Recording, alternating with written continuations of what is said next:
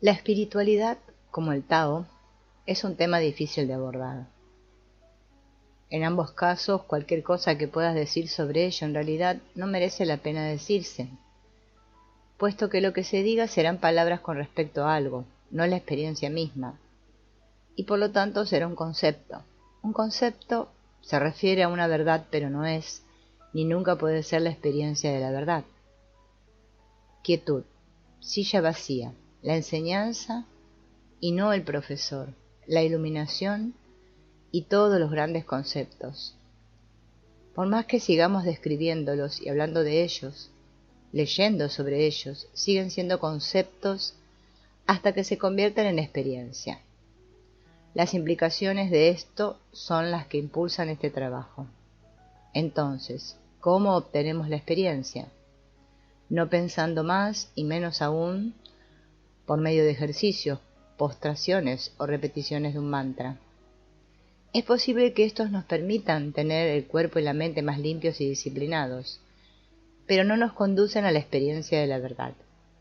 Y sin embargo, la verdad está ahí, siempre ha sido y siempre será. ¿Cómo podría ser de otra manera? Tal vez el espíritu, el Tao, el vacío,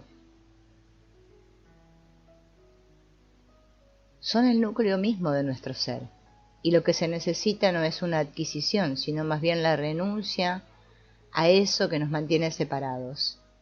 Lo que nos mantiene sin contacto es simplemente esto, la separación de la fuente que conocemos como intelecto personal o ego. Este constructo ferozmente defendido llamado yo. Ya es hora de que vayamos más allá de Descartes. No se trata de rechazar su enorme contribución al pensamiento occidental, sino de ir hacia una inteligencia más integrada de la que permite el intelecto separado. Tal vez exista algún tipo de apertura en espiral. Primero existió la inteligencia ciega, después el intelecto estrecho y limitado. Ahora puede haber una inteligencia despierta y consciente. Algunos pensadores budistas hablan de Maitreya, el Buda que ha de venir, como de un aumento de la conciencia colectiva más que de un ser individual iluminado. Sea masculino o femenino, esto tiene cierta resonancia con la imagen cristiana de la próxima y última venida de Cristo.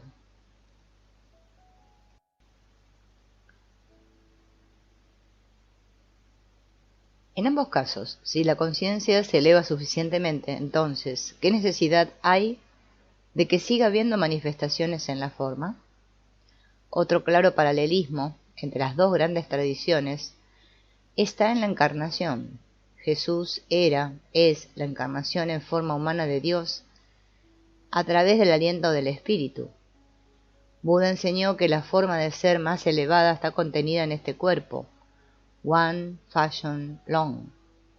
Y sin embargo, las estructuras dogmáticas que se han formado en torno a las enseñanzas de ambos maestros parecen repetir resueltamente los conceptos y constructos que les son característicos, en lugar de escuchar la revelación contenida en estas verdades eternas, tal como se expresan en el cuerpo que siempre está ahí, de tantas maneras diferentes.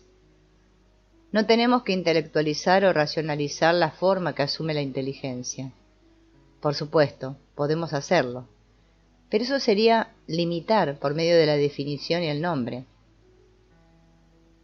La otra vía sería simplemente observar, con asombro, la expresión de sinergia de todas las formas respondiendo a la inteligencia sin las limitaciones del intelecto. Esto sería por una parte una expresión de Maitreya y por otra de la comprensión del ser humano. Tal vez esto es lo que podría estar detrás de nuestra manera de acercarnos al tema del espíritu, como una revelación en el cuerpo y desde el cuerpo. Es muy satisfactorio que no haya nada aquí, en sentido material, que pueda ganar o adquirir. Nadie va a controlar o monopolizar algo. La verdad solo está ahí cuando renunciamos a la separación.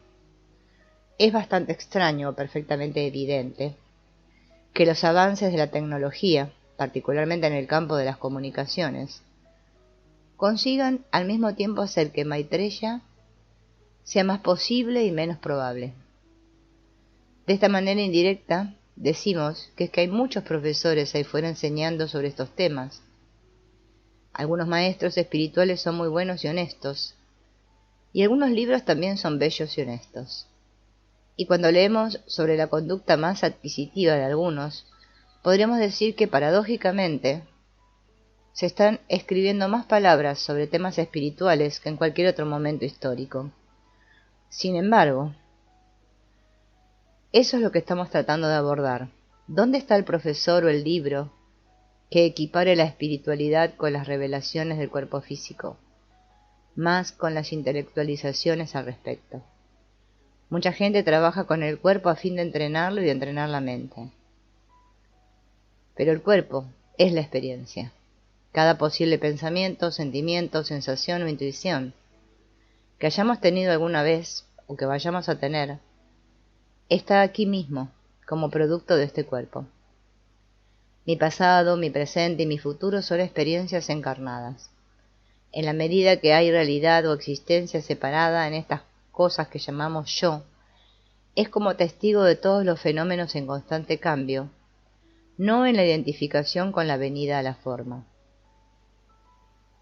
Ha sido una lucha formidable, pero hemos llegado a la conclusión de que las formas y el testigo son inseparables. Si hay un objeto, sea pensamiento, sentimiento, etc., entonces tiene que haber un sujeto. Y para que haya sujeto tiene que haber un objeto. El sorprendente resultado de esto es que la vida y todas sus formas en realidad son una práctica compartida. Esto no es nada nuevo, solo la toma de conciencia de ello es para mí. Llevando esto un paso más allá, el creador y la creación son uno, y la conciencia de esto está en el cuerpo. Yo soy eso. ¿Es esta mi experiencia permanente? No. ¿Es la verdad? Sí. La mayor parte del tiempo la experiencia de separación está celosamente guardada por ese concepto llamado ego, como si su vida dependiera de ello. Y de hecho depende. Trataremos de rendir la estructura inevitablemente permanente, el yo que separa, a la fuente de ese yo. Describimos esta fuente como inteligencia, aunque hay muchas otras palabras para ello. Lo que puede encontrarse en esta rendición, en la medida que hay algo, lo que se encuentra es amor. ¿Quién soy verdaderamente? No hay comienzo, solo proceso. El espíritu reencarna, nacimiento y vida. El encuentro del despliegue y la experiencia, capa sobre capa de ilusión. Yo me he convertido en yo y he olvidado. Ayer fue y mañana será, o eso parece. El ahora no. Hay una marea y después un mar. Bajo las olas solo hay quietud. La madre, pura conciencia y recuerdo quién soy. El mar se agita, solo hay proceso. La esencia, a nivel profundo, a nivel del espíritu, es un ejercicio que consiste en venir desde un lugar muy profundo en nuestro ser, no en refinar lo que hacemos cada vez con mayor precisión anatómica. La mayoría de las declaraciones siguientes merecían capítulos por sí misma a medida que avancemos, pero ahora pararemos aquí y pediremos tu colaboración. No practicamos este nivel de trabajo con el otro, llamémosle él o ella, el cliente. Lo que hace el trabajo es simplemente el resultado revelado de la sinergia que se crea en la relación.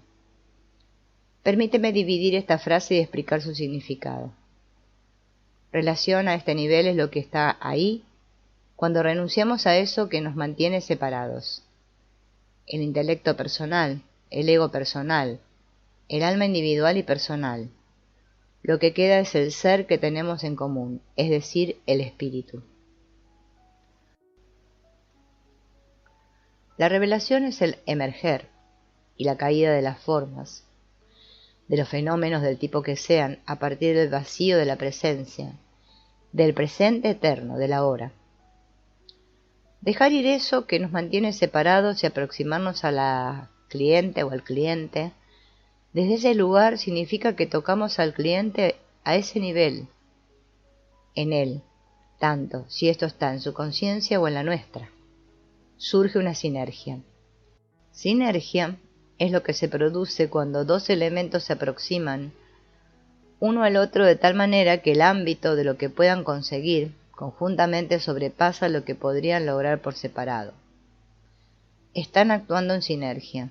La sinergia lleva la eficacia de la cooperación más allá de las expectativas normales. La barrera que impide llegar a este trabajo, a este nivel de trabajo, es que nos da mucho miedo renunciar a nuestra sensación de separación. Está tan atrincherada que hemos llegado a creer que nuestra experiencia de vida es lo que realmente somos.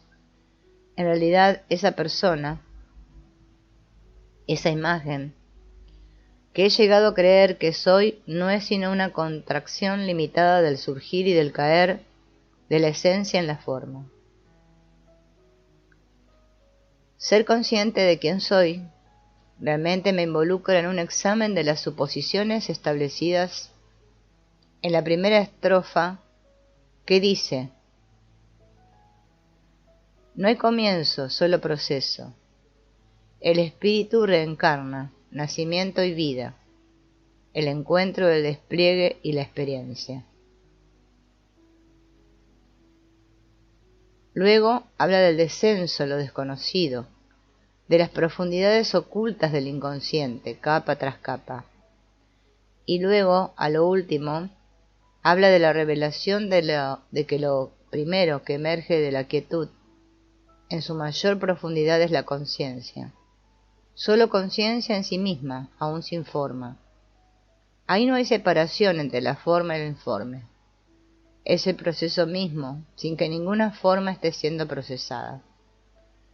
El mayor reto que afrontan los buscadores espirituales es cómo hacer de nuestras vidas una encarnación de la sabiduría y de la compasión.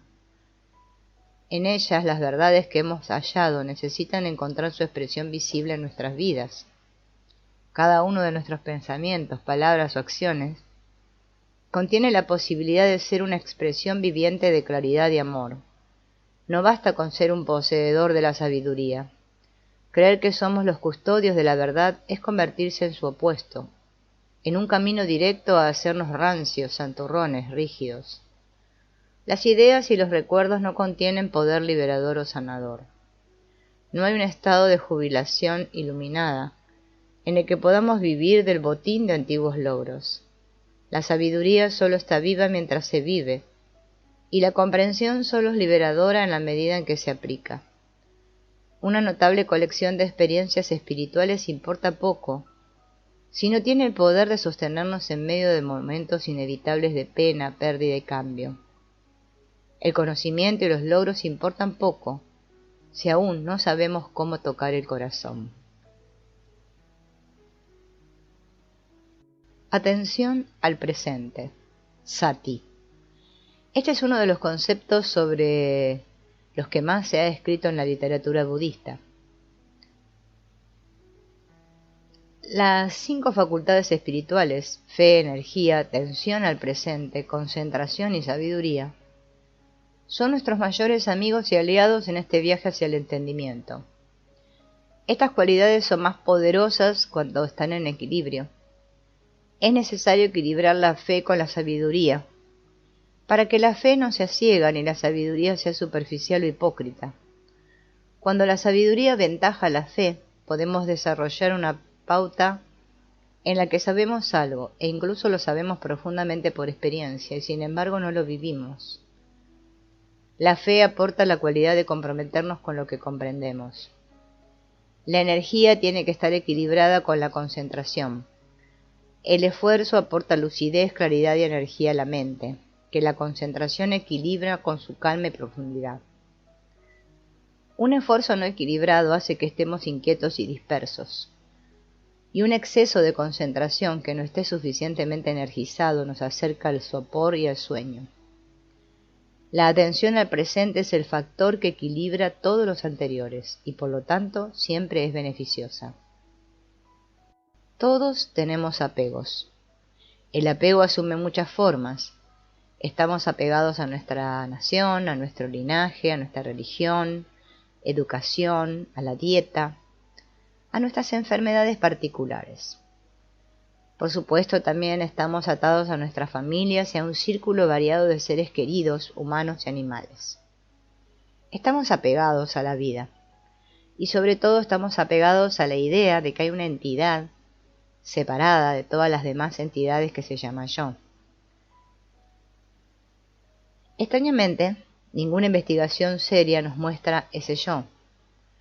Puedo encontrar mi pie y mi hígado, mis pensamientos y emociones, pero el ser que se adueña de estos atributos no puede ser ubicado de manera separada en ninguna parte. Se podría escribir todo un libro sobre este tema, y de hecho se han escrito muchos. Pero la consecuencia de todo esto, si nos permitimos sumergirnos en un nivel un poco más profundo, es quizás lo que pensábamos que estaba separado es, en realidad, una interacción entre todas las formas que surgen del vacío, y ninguna de ellas está intrínsecamente separada. Somos el resultado de los condicionamientos, solo eso. No obstante, nos mantenemos apegados con determinación, y en lugar de convertir el apego en una palabra malsonante e intentar liberarnos de él, haríamos bien en examinar nuestros apegos completamente, reconocerlos y dejar que se aireen. Solo entonces tendremos la elección de ser reactivos o no a los apegos que hemos formado y de dejarlos ir o no. Estoy apegado a todo tipo de cosas y no pretendo que sea de otra manera. Si trato de liberarme de mis apegos, alimento con la energía de mi atención aquello de lo que estoy tratando de librarme, lo que acaba empeorando el problema. El resultado es evidente. No obstante, en lugar de ser violento conmigo mismo, puedo traer mis apegos ante mi conciencia desnuda y retirar mi juicio sobre ellos. Entonces surge un espacio en el que el apego puede florecer y convertirse en otra cosa. Tiene lugar un acto creativo. Para un terapeuta, esto es aplicable especialmente al deseo de hacer que alguien se ponga bien. Este es un gran enganche y su efecto es que la relación energética entre el cliente y yo es de lucha y no de escucha relajada. Esa escucha que es en sí misma curativa. Este tipo de intervención viene de mi visión, inevitablemente limitada, de cómo debería ser el cliente. Si puedo prestarle un espacio bastante grande como para que pueda expresar de forma plena la totalidad de su sufrimiento, no solo el síntoma que presenta, entonces surge una iluminación intrínseca y la inteligencia se revela. No se revela solo mi mejor intención mecánica. Entonces el cliente puede escuchar, tal vez por primera vez, una revelación de su verdadero ser, que no es otra cosa que una expresión o una venida a la forma del vacío. La declaración del Dr. William Sutherland, que dice, puedes confiar en la marea, resuena con esto. Hay una pequeña historia de Carmen Renalías, de España, que ilustra perfectamente el trabajo con el apego, sin intentar librarse de él. En una de las prácticas que hicimos sentí que iba a un nivel cada vez más profundo. Podía sentir que no era mi cuerpo, que no eran mis sentimientos, que ni siquiera era yo misma esta vez, simplemente era por doquier y el tiempo no existía.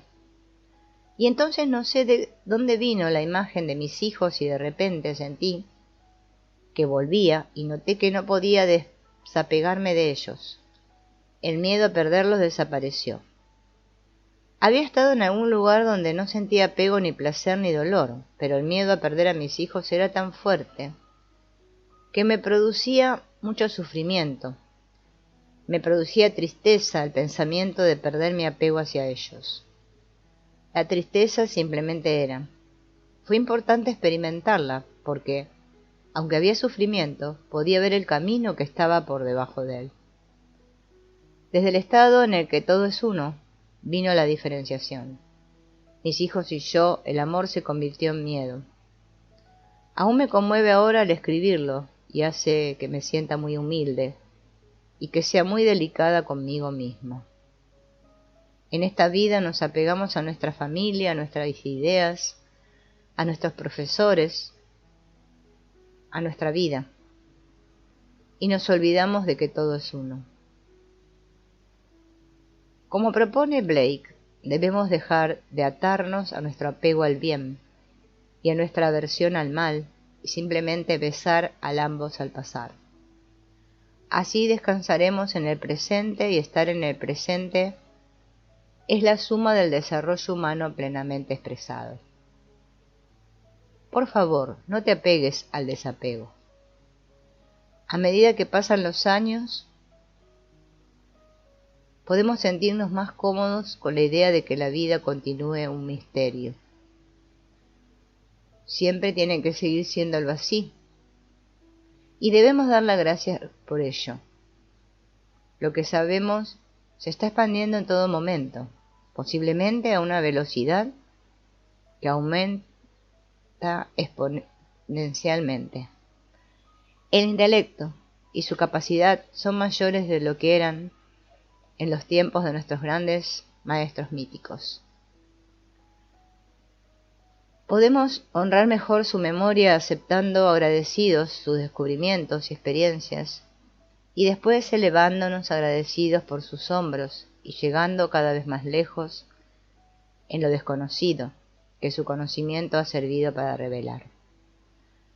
Sin duda, la naturaleza del infinito es que ningún descubrimiento reduce lo que ha de ser conocido, sino que más bien nos enseña, de manera muy específica, que la parte escondida del iceberg siempre se expande con relación al tamaño de la parte conocida que está encima de la superficie.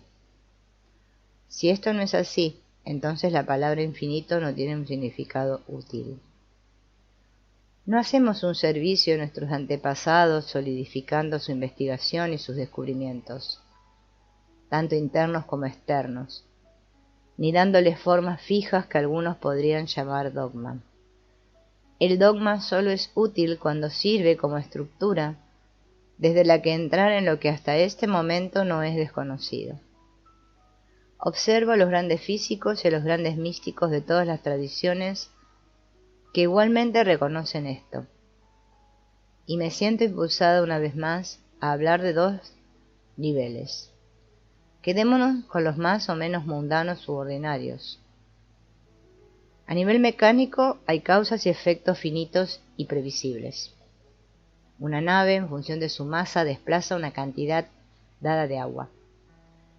Esta parte de la relación causa-efecto es previsible.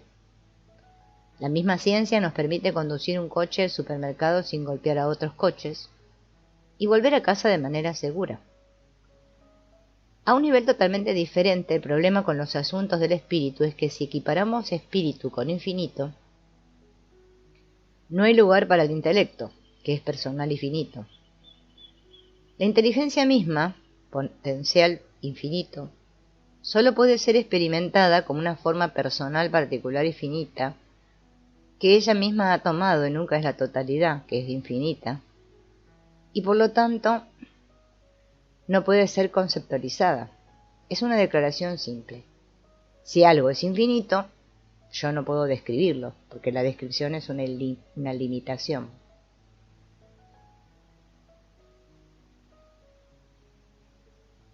Continúa mereciendo la pena levantarnos por la mañana y abrazar lo desconocido, el misterio. Toda la vida es un misterio. Esto o lo otro ocurrió cuando pudo ocurrir fácilmente. Ha sido una revelación constante, día tras día. El intelecto se relaciona con la inteligencia del mismo modo que el dial busca y encuentra estaciones de radio. Nos referimos a Rupert Sheldrake y su hipótesis de la resonancia mórfica con cierta gratitud cuando nos sentimos demasiado deprimidos por la soledad de no ser científicos. La creencia popular es que para iluminarnos tenemos que ser otra cosa distinta de lo que ya somos. De algún modo lo que somos o nuestra manera de ser es inferior o grosera, y para iluminarnos tenemos que liberarnos de todas nuestras imperfecciones y cambiarnos, mediante algún tipo de proceso alquímico, en una especie de super ser. Desde este punto de vista es que se involucra el juicio de alguien que, en el mismo aliento, está diciendo que él no es adecuado para juzgar. Esto nos recuerda a Groucho Marx, que dijo, con gran profundidad, que no se dignaría unirse a ningún club que lo aceptara como miembro. La esencia del budismo es que ya estamos iluminados, pero lo que hemos olvidado es quiénes somos. Hemos llegado a pensar que somos la suma de nuestras experiencias de vida, ignorando el ser que subyace ante estos residuos no digeridos, que hemos sido incapaces de soltar y que nos atan al pasado. Si ya estamos iluminados, la tarea consiste en conseguir contactar con quienes ya somos. Al menos, esto es parte de la tarea, porque si no podemos confiar en nuestro propio juicio, tenemos que ir más lejos y tomar conciencia de quiénes somos sin juicio.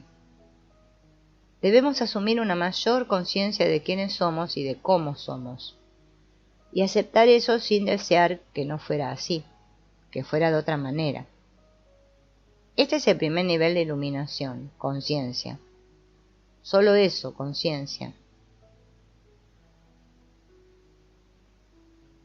Un tomar conciencia de quiénes somos realmente, sin juicio.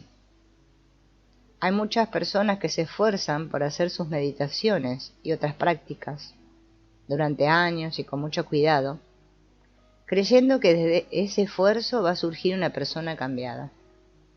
Por desgracia, lo que sale de la búsqueda y de la lucha es búsqueda y lucha.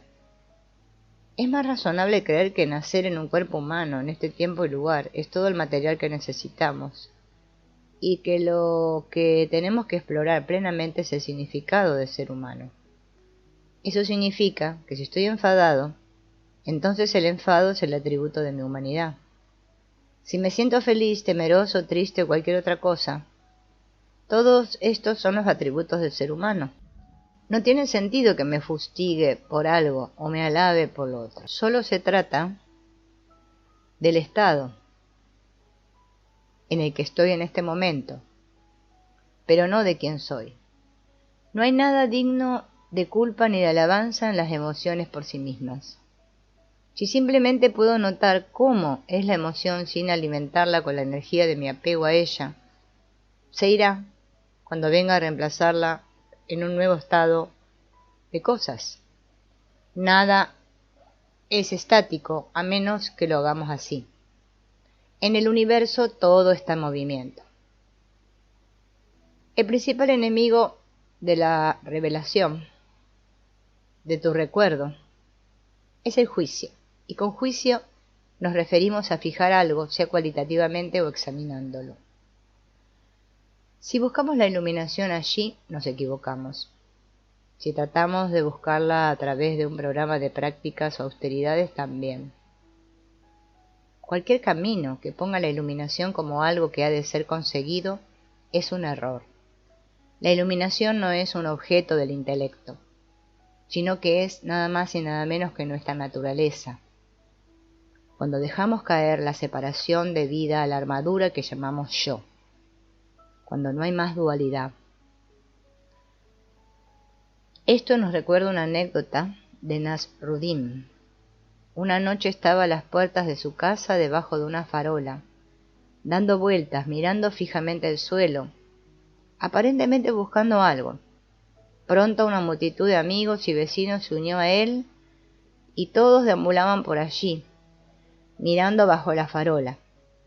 Al rato un amigo preguntó: «Mulá, ¿qué estamos buscando?» «Las llaves de mi casa», dijo Nasruddin. Satisfechos, el que preguntaba y todos los demás continuaron dando vueltas y mirando.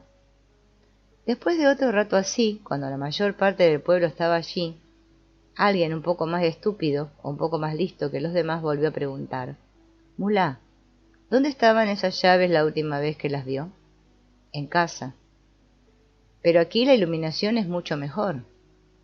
Es así, buscamos la iluminación donde está la luz, donde todos buscan y en todo momento está ahí mismo, dentro. Ser ordinario es tan difícil. Todos queremos ser especiales, separados, mejores. ¿Qué? O peores que, si insistimos en tener un complejo de inferioridad en lugar de un complejo de superioridad. El problema de estar separados es que nos coloca en la posición de ser muy pequeños y quizá, por ser tan pequeños, nos ponemos a la defensiva y nos mostramos reactivos. En nuestra separación, solo somos una pequeña abstracción de lo que habría ahí si pudiéramos darnos cuenta de nuestra realidad infinita. La quietud dinámica es un estado de ser, no algo que hagamos, y podría ser descrita como Dios mirando hacia afuera. En una ocasión, alguien describió este trabajo como enseñar a la gente a relajarse y dejar que el destino haga su trabajo. Esto es parecido a ver a alguien ahogarse y decir que tiene la sabiduría inherente para nadar, de modo que no le voy a lanzar un flotador. Sí, la inteligencia inherente del sistema sabe mejor cómo curar, pero a veces los pacientes necesitan ayuda para aceptar esto, y la quietud y la escucha no siempre son suficientes. Esto indica un entendimiento incompleto de lo que es la quietud. Mucha gente habla de ella y muchos incluyen la palabra quietud en su enseñanza, pero muy pocos parecen entender el estado del ser que es la quietud. Toda curación reside en la escucha. En la profundidad de esta escucha, uno se cura. Cuando escuchamos a otro, en el vacío, sin darle consejo, sin juzgarlo, solo vacío, en esa escucha se cura. Los chinos tienen un ideograma para escuchar que contiene 5 elementos: oreja, tú, ojos, atención indivisa y corazón. Me siento con todos mis mecanismos sensoriales en marcha, plenamente atento a la historia que se está contando, escuchando desde el corazón, sin juicio. Esto significa que mi proceso personal no está involucrado. No tengo que reaccionar, no tengo que dar consejo, simplemente tengo que escuchar. ¿Qué dinámica tan poderosa es esta? Tal vez una dinámica que no hemos experimentado nunca antes. Podríamos hablar de 3 niveles de quietud. Hay un nivel de quietud perfectamente válido que simplemente significa no movimiento. Otro que implica que hay movimiento, pero el observador no está apegado a él. Y otro nivel aún más profundo de quietud que es simplemente la fuente de toda creación. La dificultad siempre se produce cuando se confunde un nivel con otro. Dad al César lo que es del César y a Dios lo que es de Dios.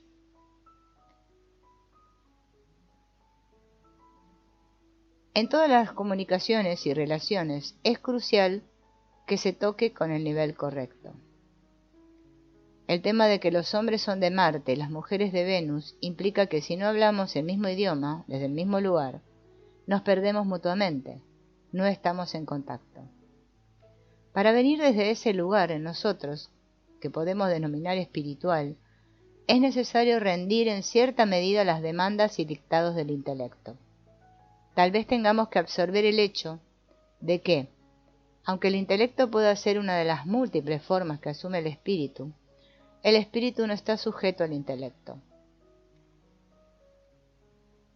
Y con esto no nos estamos refiriendo a que intentarlo con más ahínco, con más esfuerzo, no es la ruta hacia la revelación del espíritu. La ruta es la rendición de los constructos, el mayor y el más complejo de los cuales es el ego personal. El ego es un constructo. Podría decirse que no tiene existencia inherente, aparte de aquella que nosotros le adjudicamos. Siempre usamos la palabra espíritu en un sentido comunal, causal, como una unidad, no separada de todas las formas que asume. No nos estamos refiriendo a algo que es nuestro y está diferenciado. Hay un alma personal, pero yo soy, en mi individualidad percibida, una forma que ha tomado el espíritu universal. Y cuando llegue el momento y el ego y el cuerpo hayan servido su propósito, perderé mi sentido de separación. La pregunta ¿qué es el espíritu? Es enormemente complicada, y sin embargo es necesario esforzarse un poco para entenderla, o seguiremos con nuestros juicios con respecto a nuestro propio valor relativo y el de nuestros afectos. Veamos esto mediante un ejemplo. Puedo tomar un pedazo de mármol y moldearlo con mi cincel y martillo hasta que tenga la forma de Buda, o puedo hundirme profundamente en la contemplación meditativa del mármol y dejar que el espíritu del Buda se exprese por sí mismo. La necesidad de usar el cincel no es una retirada del espíritu, sino que esta acción en sí misma es una expresión del espíritu. Evidentemente, en este ejemplo existe la suposición de que sé esculpir, de que he aprendido mi oficio y de que en mí hay una habilidad disponible que facilita la expresión de esa forma y me permite leer el mármol. Es probable que este no sea un estudio intelectual, sino más bien un conocimiento profundo. Aparentemente, este era el estado de Miguel Ángel al contemplar el David. Podemos extendernos a partir de este ejemplo sublime y decir que el espíritu puede estar igualmente presente en asuntos tan mundanos como realizar la compra semanal, hacer la colada o limpiar el retrete. Todas las acciones, pensamientos y palabras pueden venir de un nivel de atención indivisa y hacerse con plena conciencia o pueden ser mecánicos. La diferencia siempre es visible. En este contexto estoy equiparando espíritu con atención indivisa. Hay un pequeño caldero de palabras: atención, espíritu, presencia. Se interrelacionan y a veces necesitamos las tres para pintar el cuadro completamente. Lo importante es transmitir la idea de que si bien el espíritu penetra todas las cosas y es su causa, no todas las cosas expresan espíritu. Los niveles tienen que ser congruentes para que haya comunicación. Esta sabiduría se asienta en el corazón. Es la articulación encarnada de los poetas. Decir que el corazón es muy listo, por la manera en que continúa latiendo y enviando sangre a circular por el cuerpo, es hacer un paralelismo, no es una afirmación espiritual. Ambas declaraciones son valiosas y pueden coexistir. Objetivamente una no es mejor que la otra. Si eres un místico o un médico, una de ellas puede ser subjetivamente mejor que la otra. Eso es todo. ¿Has tenido alguna vez una experiencia muy profunda? Tal vez una experiencia casi abrumadora de que todas las cosas están en su lugar y son tal como deberían ser. Un momento de eureka, se podría llamar. ¿E intentaste compartir ese momento describiendo tus sentimientos a otra persona? Y entonces, casi inmediatamente, sentiste que no deberías haberlo hecho. Esto ocurre porque tú estás hablando en un nivel y estás siendo recibido en otro. Solo eso. Una de las grandes tareas para aproximarse a la iluminación podría ser sacar el juicio fuera de la conciencia. Esto es o eso es. Y eso es todo. No hay nada mejor ni peor. Objetivamente es así. Que algo sea mejor o peor, para mí, depende de mi experiencia de vida no digerida. ¿Puede haber algún juicio absoluto? ¿Puede haber algún juicio objetivo? Lo dudo.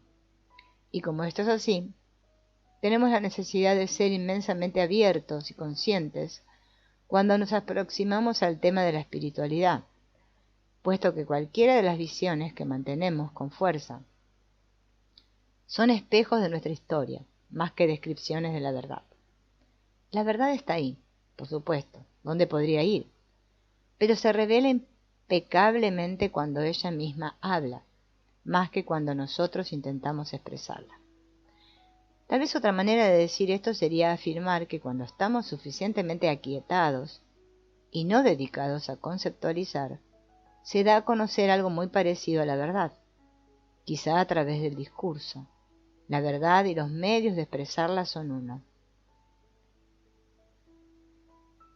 seguimos volviendo a la noción de que lo que cuenta es la enseñanza y no el profesor. El corolario que debe añadirse es que estamos hablando de la verdad a un nivel particular. Todos los niveles son válidos en el nivel en el que se forman. No es válido decir que lo que es verdad a un nivel sea verdad a otro nivel. El no reconocimiento de los niveles ha producido mucho fanatismo y violencia. Al nivel más profundo, no es posible trabajar con el espíritu en una relación sujeto-objeto. Solo hay una expresión dinámica del espíritu. Este nivel no es alcanzable desde el ego o desde el intelecto. No cabe duda de que la ruta que nos lleva a realizar una práctica a este nivel consiste en rendir ese ego o intelecto, no en potenciar las defensas o las armas.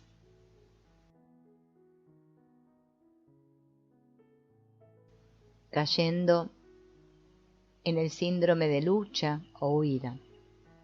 Una de las ventajas de la rendición es que, cuando es verdadera, cuando es más una sensación sentida que un concepto, ya no es necesario que la experiencia de alguna otra persona esté equivocada.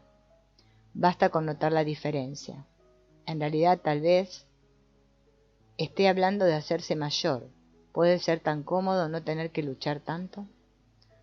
Esto no es una propuesta para librarse del ego o del intelecto, sino más bien para rendirlos de vez en cuando a Dios, al Tao, al Espíritu, cualquiera que sea el nombre que elijas usar.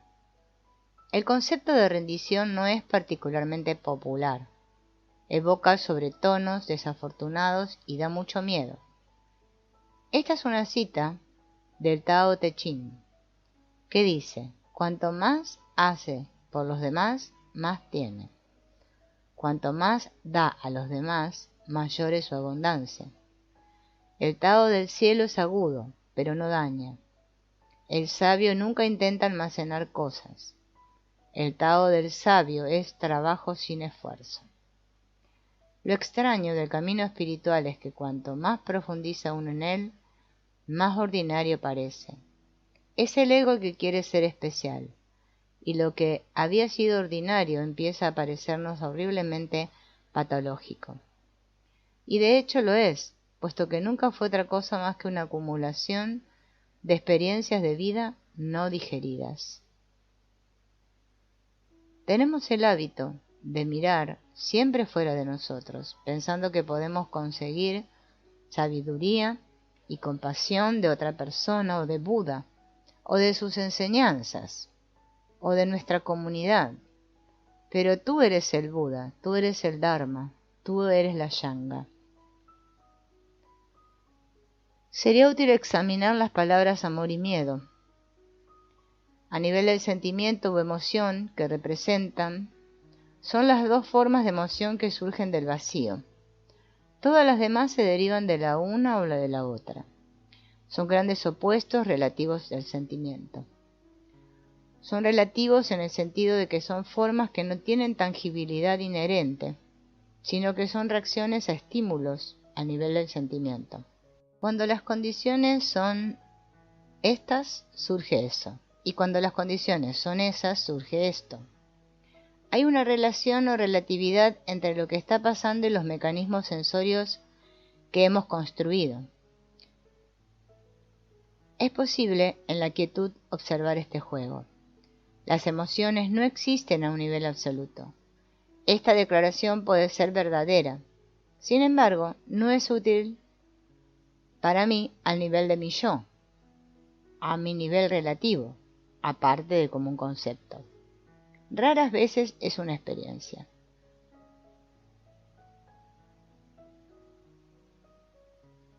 En algunos de nosotros nuestra reactividad emocional a las situaciones, los estímulos, tanto internos como externos, es bastante consciente. Para otros hay un oscuro misterio que puede abrumarlos hasta el punto de ahogarlos en un océano de reactividad. Como ocurre con todos los opuestos, cuando el miedo es descomunal, el amor se revela menos y viceversa. Percibo el amor y el miedo como una unidad, como si fueran la luz y la oscuridad, Cuando uno es más evidente, el otro lo es menos.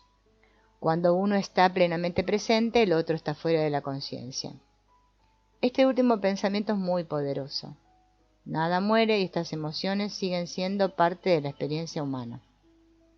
No tiene por qué haber un objeto. Si podemos cultivar el amor, no nos estamos librando del miedo. No podemos hacer eso, pero en proporción con nuestra capacidad para cultivar el amor, para llevar nuestra conciencia a él, a su revelación, reducimos nuestra conciencia y nuestro apego al miedo. Entonces ya no tenemos que proyectar nuestro amor en alguien o algo. Ahora es el fundamento, desde el que proyectamos todo sentimiento y la base desde la que podemos enseñar. Cuando venimos desde este núcleo base es como estar en lo que los atletas llaman la zona. Solo está presente lo que no tiene una causa particular, obvia y aparente. Podemos dejar que el trabajo haga el trabajo. El cuerpo funciona de forma óptima, o en el caso de enseñar, uno simplemente escucha la enseñanza tal como va saliendo. Tal vez podría decir, la enseñanza habla y yo me limito a escucharla. En ese momento, dure lo que dure, no hay un yo que necesite construir algo. En este momento opera el mismo paradigma por todas partes, en todos los aspectos de nuestra vida, no solo en el campo de los sentimientos, aunque quizá esta sea otra historia. Nosotros manifestamos sentimientos en lugar de decir que los sentimientos se manifiestan en nosotros, pues creo que las formas que asumen los sentimientos son un reflejo o expresión de nuestra experiencia de vida no digerida, más que algo dado.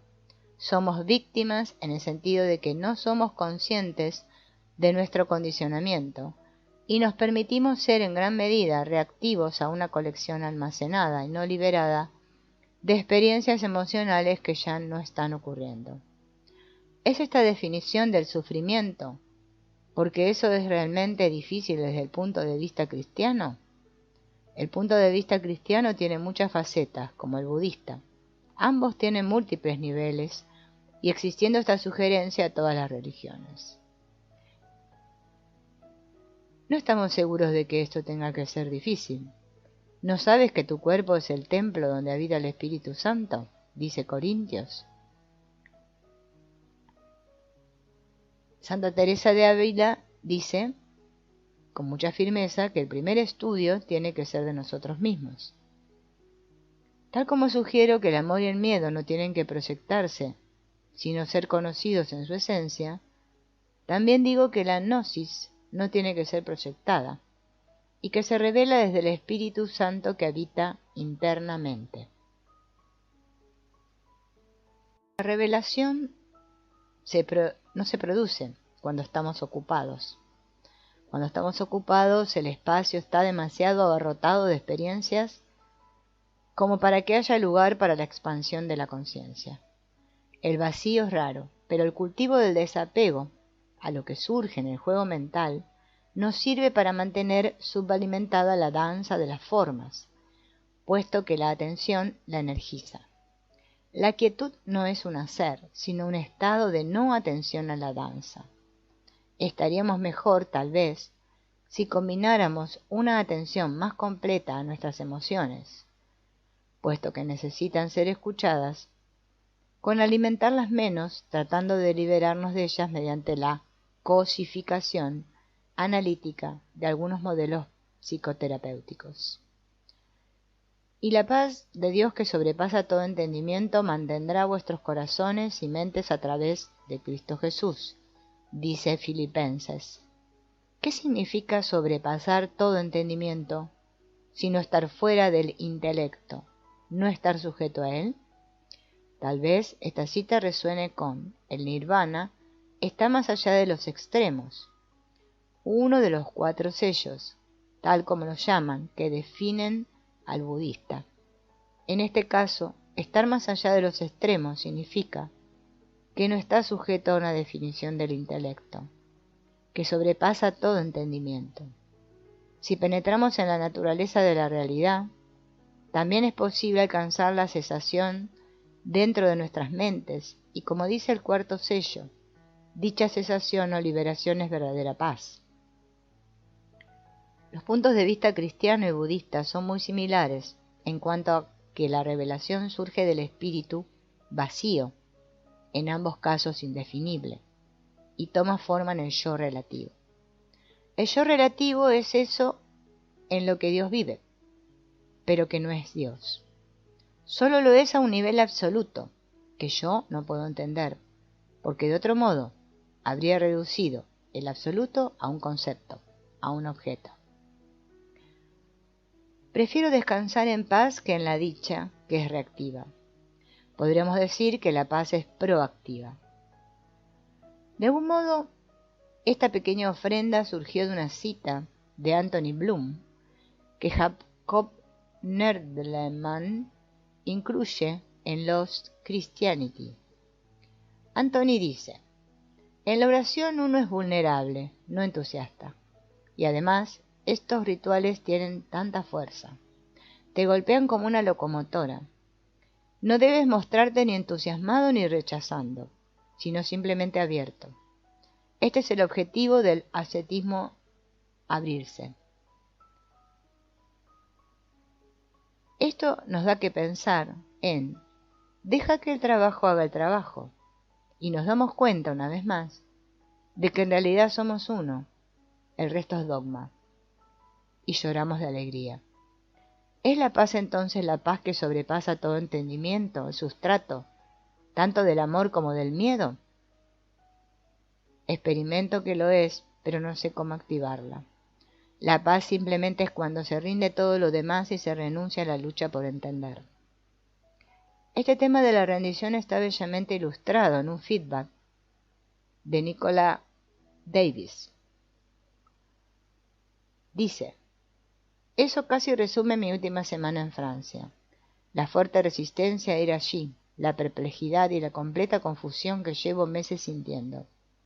Me sentí como un animal enjaulado buena parte de la semana pasada. Inquieto pero muy energizado. Y también tenía una profunda sensación de desconfianza en mis captores. A menudo miraba la colina que está detrás de donde te sientas y sentía añoranza de correr cerro arriba, hacia los bosques de la parte alta. Me sentía salvaje, travieso y con ganas de jugar, y sentía una profunda añoranza de ser libre. Me resultó extremadamente difícil ir a Francia. La resistencia era enorme, pero algo me llevó hasta allá. Una semana antes del curso estuve caminando por los bosques con mis perros, y de repente me detuvo la comprensión repentina de que ya no tenía nada que hacer. Simplemente tenía que dejar ir, y eso era todo. Esto es lo que hacía cada mañana, en el bote, junto al molino. Simplemente pedía ayuda para tener el coraje de estar con lo que surgiera y dejar de escapar de ello. El jueves algo cambió, y creo que bajé a otro nivel, o me encarné.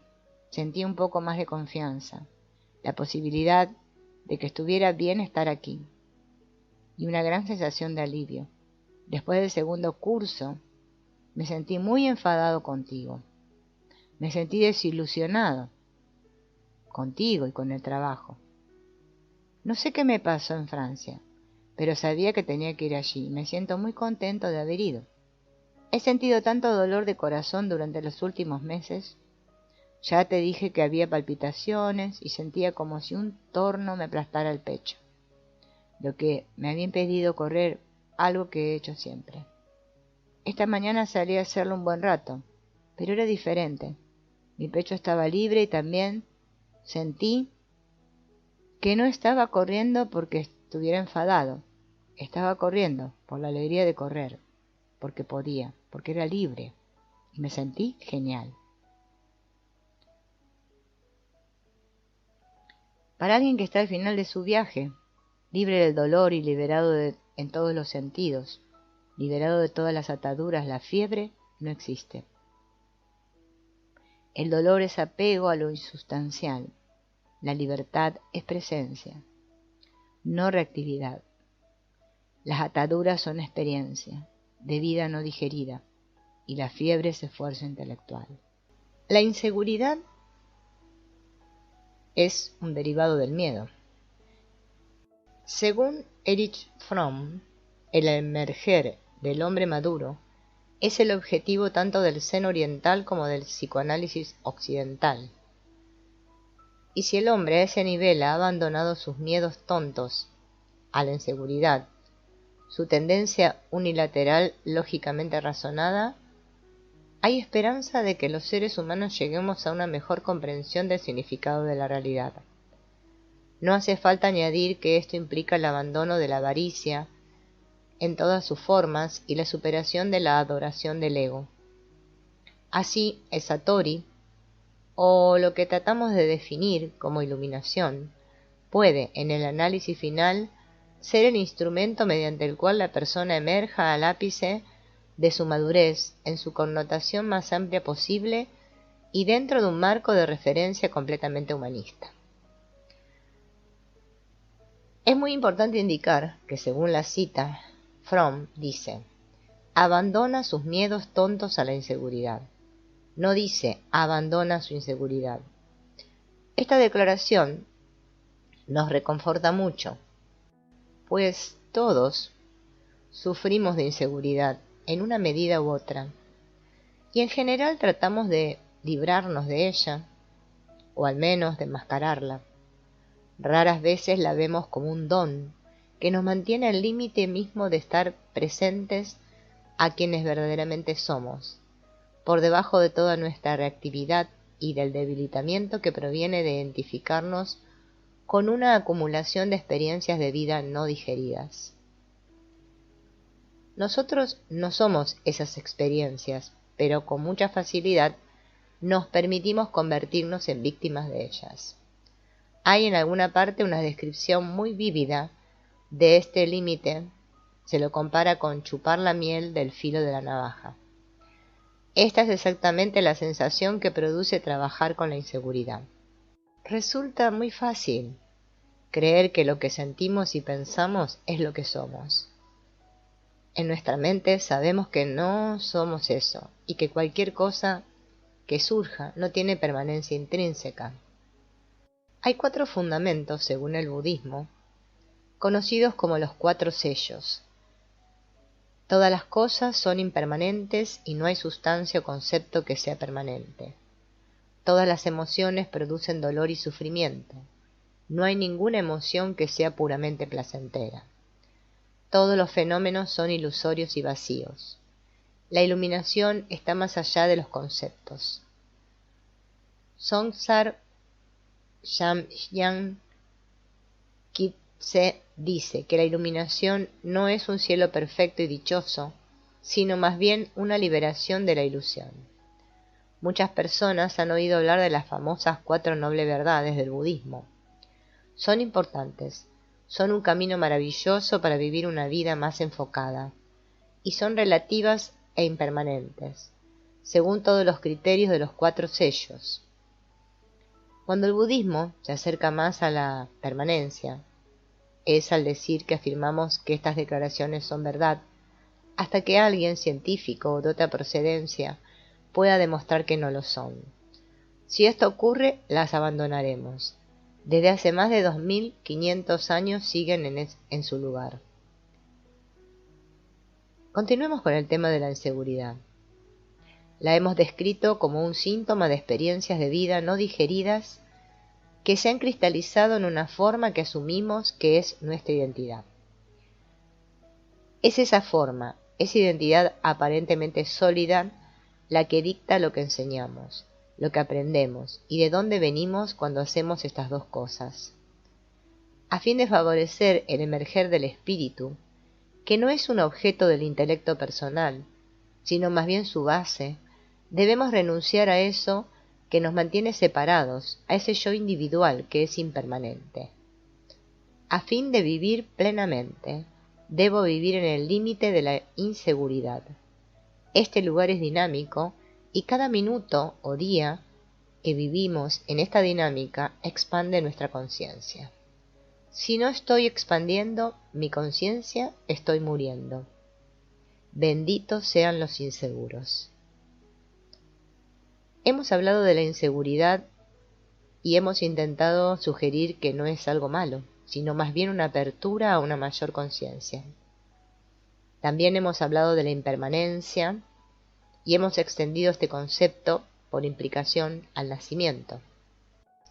El nacimiento y la muerte no están separados.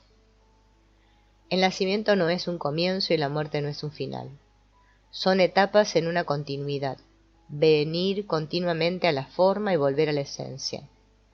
Evidentemente no es así como nos sentimos siempre a nivel emocional, al nivel que llamamos relativo o personal. ¿Y cómo se está dentro de este continuo ir y venir? La respuesta reside en la conciencia.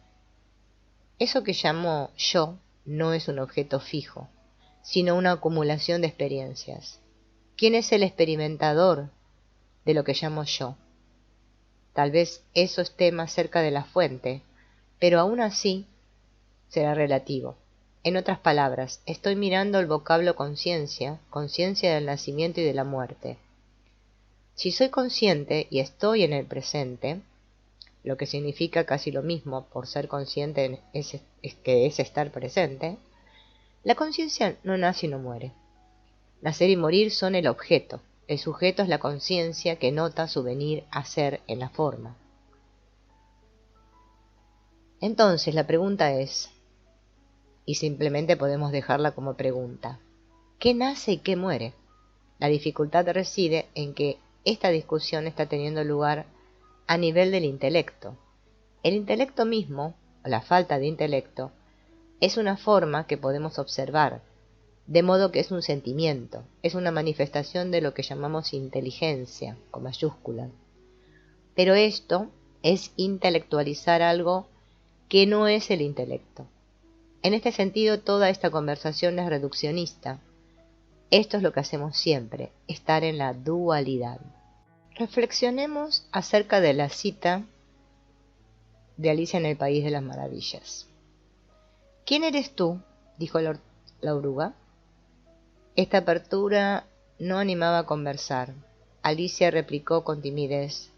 Yo apenas lo sé, señor, en el presente. Al menos sé quién era cuando me levanté esta mañana, pero creo que he debido cambiar varias veces desde entonces. ¿Qué quieres decir con eso?, replicó la oruga con dureza. Explícate.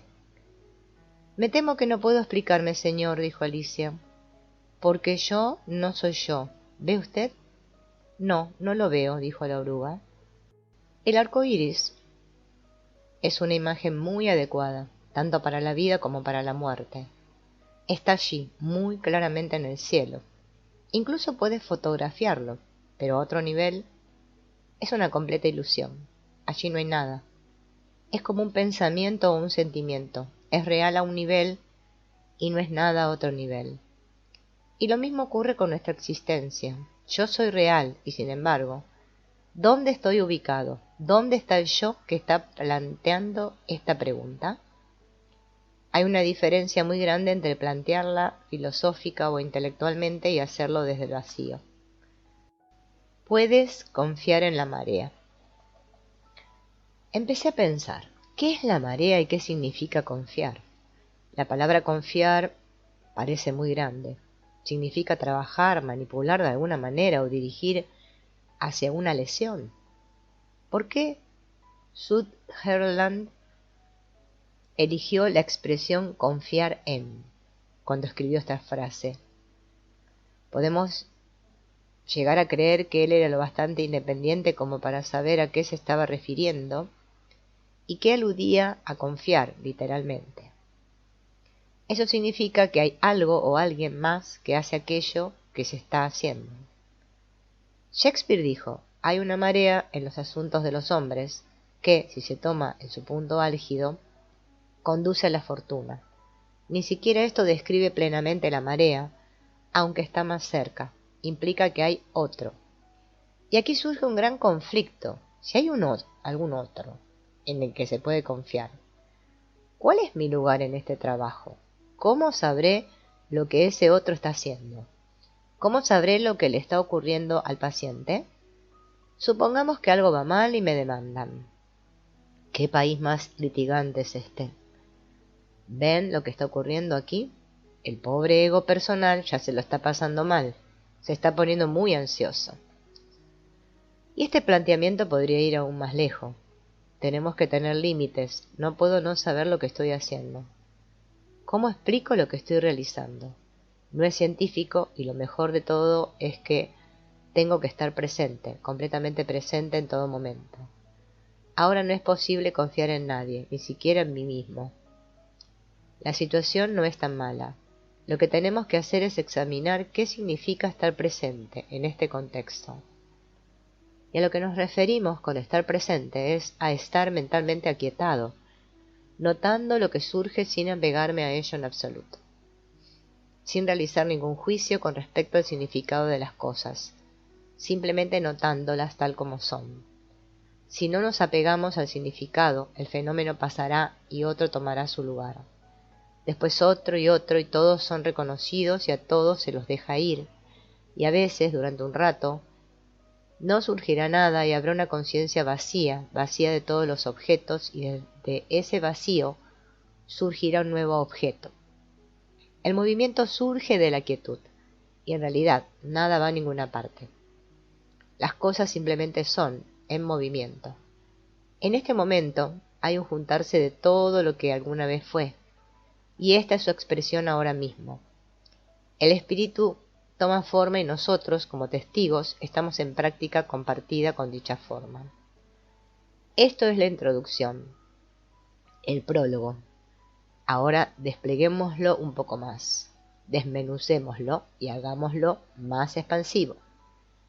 Todos los objetos vienen y van, ¿cierto? A algunos les cuesta más irse que a otros. El monte Everest, el planeta, mi vecino que toca música rock. Pero antes o después todos se van, y eso es lo que todas las cosas, los pensamientos y los sentimientos tienen en común. Que todos se van. Yo me iré, no sé cuándo, tal vez haya sobrepasado mi fecha de caducidad, pero me iré. Y esta es la parte más importante. Antes o después, aquello que tomó forma como yo vendrá a tomar forma como alguna otra cosa, o como parte de otra cosa. Cuando las condiciones sustenten otra forma, entonces habrá otra forma. No hay principio ni fin, no hay causa, solo revelación. Todas las cosas, incluso yo, son, en cierto sentido, inconcretas e impermanentes. Entonces también lo son el impedimento, la enfermedad, el sufrimiento y el malestar. Si esto es así, ¿qué herramienta usaré para producir alivio? Está claro que mi intelecto, no solo impermanente, sino también limitado, solo puede ofrecer una respuesta parcial. Esto es así, a menos que pretenda ser omnisciente y saberlo todo. Lo mejor que puedo hacer es tomar mis limitados conocimientos y aplicarlos a mi limitada evaluación, llamarla diagnóstico y esperar que se produzca un resultado limitadamente beneficioso. Nuevas divagaciones en torno a este pensamiento me conducen a darme cuenta de que a menudo ni el paciente conoce realmente la causa de su problema. Esto complica la situación. Sin embargo, trabajamos con esto en todo momento, ¿no es así? Estamos condicionados a pensar que tenemos que saber qué está mal. Pero hoy podemos ofrecer un punto de vista ligeramente diferente. No es un absoluto, pero lo ofrecemos como una invitación a considerar que puede haber otra perspectiva. A veces, de hecho, resulta muy satisfactorio mirar las cosas de manera un poco distinta. Supongamos que me aparto y dejo que el espíritu o la inteligencia, a diferencia del intelecto, hagan el trabajo. Que saque la patología del sistema y lo devuelva a un estado de mayor adaptación, en el que ya no sufra las experiencias de vida no digeridas. Sería muy inteligente dejar que la inteligencia hiciera el trabajo en lugar de confiar de forma exclusiva en mi intelecto y en mi conocimiento parcial. Esto abriría la posibilidad del renacimiento, en el presente, a una forma que ya no está modificada por mi experiencia de vida no digerida. Creo, y en cierta medida experimento, que el renacimiento no guarda relación únicamente con lo que ocurre cuando muero, sino que más bien, combinado con la conciencia, El renacimiento tiene que ver con lo que está ocurriendo ahora mismo, en el presente. Como dijo Aldous Huxley, en realidad no hay vida fuera de la vida de experiencia. Reverenciemos la experiencia, no solo la teoría o el concepto. Cuando se produce una expansión de conciencia, todo el pasado disminuye gradual y rítmicamente, para convertirse en parte de la nueva totalidad. El centro cambia y en cada uno de nuestros átomos se infunde un nuevo tipo de energía. Nuestro punto de vista asume una perspectiva creciente y nuestra visión se expande desde ver las partes del todo hasta ver la realidad de la totalidad mayor. Esta es sucintamente la experiencia de algunos clientes o pacientes. Algo ocurrió. Como diría el reconocido osteópata norteamericano Rolling Becker, Dios es un círculo cuyo centro está en todas partes y cuya circunferencia no está en ninguna. Dijo San Buenaventura, un cardenal franciscano del siglo XIII y santo patrón de los desórdenes intestinales. No mucha gente sabe esto último. Dina Metzger lo expresó de otra manera. El Buda del futuro es Maitreya. Pero Maitreya no es una persona, sino esa cualidad de amistad que es, de hecho, un aspecto de la mente iluminada. Aquí es donde nuestro trabajo es tan importante. No porque digamos a la gente cómo debe ser o lo que debería hacer, sino porque facilitamos la toma de conciencia de lo que está ocurriendo en su propio ser ahora, llevando a ello una mayor agudeza y retirando el juicio. Hacemos esto en práctica compartida con otro u otros y los ayudamos a estar presentes con su dolor, de la naturaleza que sea, escuchando plenamente su historia desde un lugar vacío. Solo por y desde esta expansión de conciencia surge la posibilidad de que se produzca un cambio radical. Todo cambio importante causa inseguridad. Si no nos sentimos inseguros, estamos patinando en la misma vieja ranura, y en eso puede haber una sensación de seguridad temporal y artificial, pero muy frágil. De modo que la inseguridad es el lugar del cambio. Benditos sean los inseguros. El dolor cambiará si podemos observarlos, no convertirnos en él. No debemos dejar que se conviertan quienes somos. En esa completa escucha reside la curación. No hay nada que hacer, pero no es fácil estar plenamente presentes en la angustia profunda sin juzgarla. Solo tenemos que recordar que el juicio es asunto nuestro, y que eso es llenar el cuenco, y que si el cuenco no está vacío, no es posible que se cuente la totalidad de la historia. Volvamos momentáneamente a la culpa. La cuestión no es qué es lo que hice mal, sino qué surge ahora mismo. ¿Cómo siento ahora mismo lo que hice o dejé de hacer? ¿Siento miedo? ¿Siento ira? ¿Una mezcla de ambos? Esto es lo que tenemos que asumir y con lo que tenemos que trabajar. A partir de ahí surge la posibilidad del cambio. Trabajar con el miedo, trabajar con la ira. Si puedo hacer eso, entonces tal vez veré la ira o el miedo como un estado común en el ser humano, y no tendré que defenderme de ellos en el futuro, ni librarme de ellos. Se trata básicamente de miedo al cambio, lo que a su vez significa miedo a ser, y eso es lo que nos hace ser patológicos. Tener miedo forma parte de la experiencia humana. El problema es que intentamos crear condiciones, barreras y defensas para protegernos de él. Entonces nos agarrotamos. Trabajemos con el miedo, si es lo que está ahí. Entonces estamos en el presente. Desde el presente podemos tomar decisiones sensatas. El presente siempre está aquietado. Es lo que observamos que está cambiando. De modo que nos quedamos quietos, observado el emerger y el pasar de los fenómenos. Nosotros no somos los fenómenos. Nosotros somos, en ese momento, el lugar donde todos los fenómenos surgen. Esto es lo que significa quietud. No es un estado inerte, es la conciencia del cambio, no el cambio mismo. Esta conciencia conduce a la proactividad. Estar atrapado, apegado al cambio, produce reactividad. La combinación de la quietud y el desapego es la iluminación. Cualquier necio, incluyéndome, puede definirlo, pero lo importante es practicarlo. Nietzsche dijo, y podría haber hablado del apego, o más bien de la falta de apego.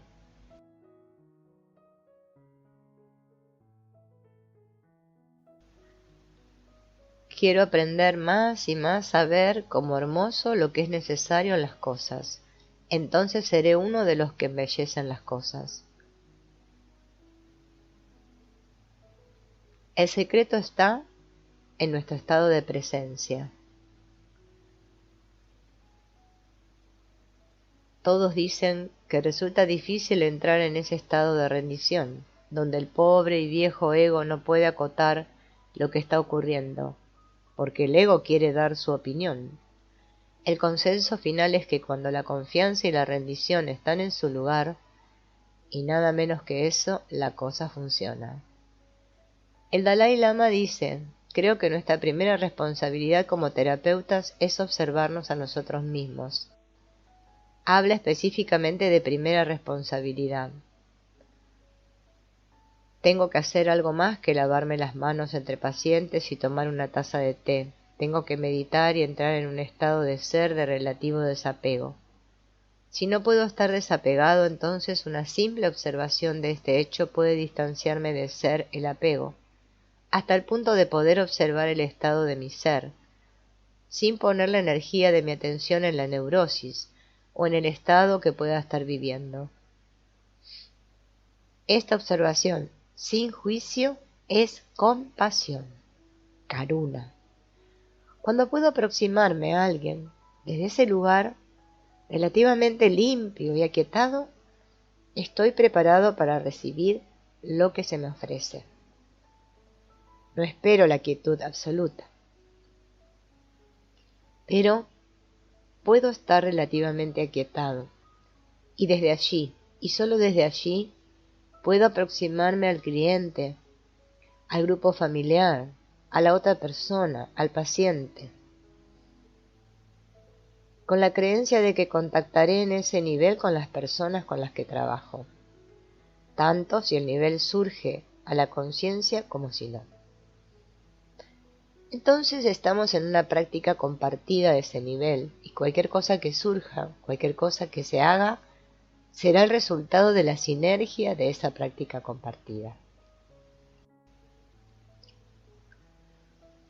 Y es posible que yo no sepa lo que ha tenido lugar a nivel estructural, y es posible que el cliente tampoco lo sepa, y estas dos posibilidades dan miedo, y eso es perfecto.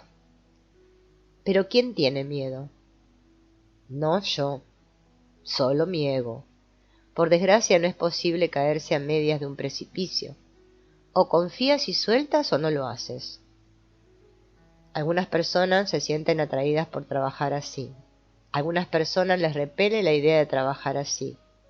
Y todas tienen razón. Simplemente estamos fortaleciendo a las primeras de todas las maneras posibles. Este es el nivel del espíritu. No es un nivel mejor, es lo que es para algunos. El perro ama el mundo a través de su nariz, el pez a través de sus agallas, el murciélago a través de su profunda ceguera, el águila a través de su deslizamiento por el aire, y la vida humana a través de su espíritu. Como dice Buda, actúa siempre como si el futuro del universo dependiera de lo que haces, mientras te ríes de ti mismo por pensar que cualquier cosa que hagas establece alguna diferencia. En la terapia cráneo-sacral, en su versión más tierna, se puede sentir como un viaje realizado en quietud por dos o más personas hacia el nivel de ser donde no hay patología. Y Cristina de Suiza dice, abordando el concepto de experiencia de vida no digerida. Trata acerca de que si profundizamos lo suficiente hacia el núcleo de la relación, lo que a veces denominamos práctica compartida, la sinergia que emerge de ese campo permite, sin esfuerzo ni intención, un renacimiento. Deja que el trabajo haga el trabajo. Basta con que nos sentemos y nos dejemos asombrar por la revelación. Una experiencia de vida digerida podría definirse como cuando conectas con otra persona desde un lugar profundo, compasivo y libre de juicio. Por ejemplo, usando la analogía de la digestión, si comemos algo que es difícil de digerir, o bien nuestro cuerpo lo almacena en forma de grasa u otras células poco saludables, o bien el bolo del estómago avanza muy lenta y dolorosamente. Si bebemos una infusión de hierbas para favorecer la digestión o algún otro remedio, el estómago y los intestinos empiezan a funcionar mucho mejor y a limpiar el material insalubre. Y si añadimos algún remedio herbal o homeopático, remedios que no sobrecargan el cuerpo para fortalecer el funcionamiento hepático y renal, por ejemplo, el cuerpo puede empezar a limpiar incluso venenos más antiguos y ponerse bien. Así es como podemos experimentar este trabajo de las experiencias de vida no digeridas hasta que son digeridas. La escucha profunda, compartida, es como una infusión benéfica, como un remedio homeopático, que permite el fortalecimiento del cuerpo, el alma y el espíritu para que puedan digerir en primer lugar lo que necesita ser sanado y después profundizar más y más en el tejido celular. Esta frase nos lleva a pensar en la curación del espíritu. Tal vez deberíamos escribir espíritu con E mayúscula, por estar hablando del espíritu universal, puesto que él no necesita ninguna curación, para distinguirlo del espíritu personal, que sí puede necesitar mucha curación. Y ahora a esto le deben seguir algunos pensamientos sobre la curación, aunque en realidad esta no es una palabra muy usada, pero es como derramar luz, podríamos decir, sobre lo que es, de aceptarlo más y más sin juicio, sin ningún tipo de juicio, con compasión, y él soportará curación, tal vez no en el sentido convencional de ponerse sano, pero sí en el sentido de estar claro lo que es. Es como cuando los niños pequeños reaccionan, cuando se ponen a llorar porque se hicieron daño, y los padres le damos un abrazo y reconocemos, oh sí, veo que te has hecho daño, entonces lloran todavía más, pero durante un segundo o dos, y después generalmente todo está bien. En cambio, cuando se le dice a un niño que se ha hecho daño, oh, no es para tanto, no ha sido nada, llora durante mucho más tiempo. En la función de terapeuta somos como un padre que reconoce y valida lo ocurrido y la sensación que produce para que pueda disolverse.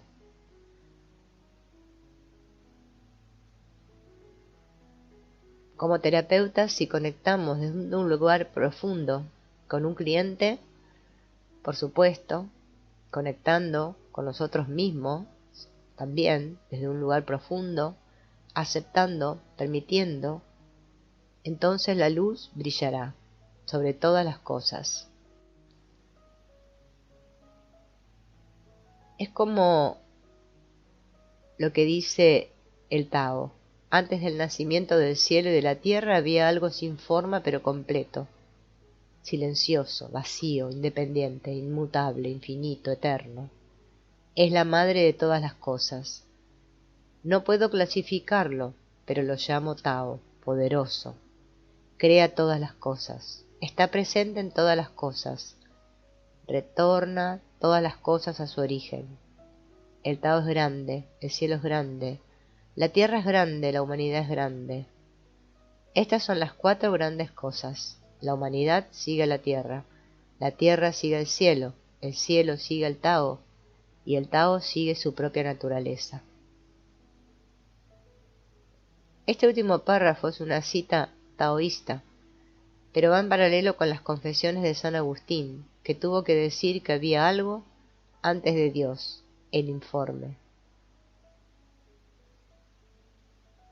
Una palabra sobre los modelos, el budismo, la cristiandad, el judaísmo, la filosofía, la psicología y ciertamente la terapia cráneo-sacral son modelos, no son ello. Cualquiera de los modelos solo es ello cuando se convierte en una experiencia a nivel profundo.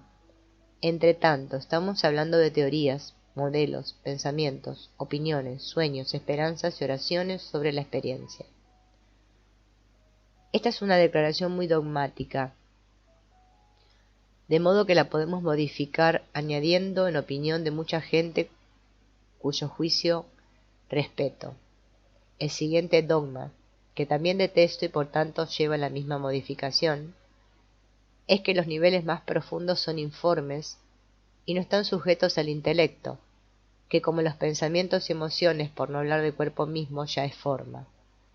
A estos niveles podemos llamarlo el espíritu, con mayúsculas, lo universal, que viene a lo individual y a la infinita variedad de la forma.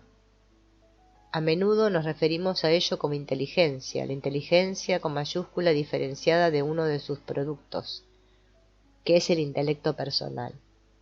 No confundamos el espíritu, que es absoluto, sea expresado o inmanente en el alma, que consideramos personal, y otro producto del espíritu infinito. Tocar, convertirse en la inteligencia misma, aunque solo sea por un momento, es tocar eso que causa la formación y puede conducir al renacimiento, en el presente, ahora mismo, en una nueva forma que podría no acarrear las acumulaciones de experiencias de vida debilitantes a las que nos hemos referido anteriormente. En general se puede decir que la medicina es lineal y newtoniana. Todo lo que ocurrió tuvo una causa definida y dio lugar a un efecto definido. Es decir, el mundo es inexorablemente mecánico. El tic siempre lleva al tac. A lo largo de los últimos años, el cambio decisivo en Occidente ha sido el reconocimiento de que la naturaleza es incesantemente no lineal. ¿Qué significa esto? Significa que no podemos limitarnos a usar nuestros intelectos para racionalizar secuencias de causa y efectos o diagnósticos, pronósticos y remedios, si es que vamos a alcanzar niveles de ser que no estén sujetos a las leyes que gobiernan los pequeños cuerpos, los cuerpos relativamente poco complicados. Esto, a su vez, significa que la estructura, la forma del ser humano, está sujeta, tal vez, a la interpretación lineal, pero que los aspectos infinitos no lo están. Las hormigas y las abejas tienen inteligencia individual, no muy grande, y esas mismas criaturas tienen una gran inteligencia grupal que les permite hacer cosas extraordinarias. Hay leyes que gobiernan las cosas pequeñas y hay leyes que gobiernan las grandes. Cuando acabamos de diseccionar las cosas pequeñas y alcanzamos la nada irreducible, hemos llegado a la cosa más grande de todas, la inteligencia, con mayúsculas, el infinito. Algunos pensamientos en torno a la forma y el vacío. Milarepa, un pillo y después santo tibetano del siglo XI de nuestra era, dice: cuando no me gusta lo que surge, no he de tratar de librarme de ello, sino más bien he de llegar a conocerlo mejor cotorreando con ello. Ofrecerle té con bocados de pepino cortado en tiras finas sería el estilo inglés, pero el chismorreo bastará. Es casi imposible tener una aproximación al espíritu basada en así es como es. Por otra parte, en el mundo real, actualmente, muchos de los objetos de nuestras vidas van acompañados de manuales de instrucción que nos dicen cómo ensamblarlos.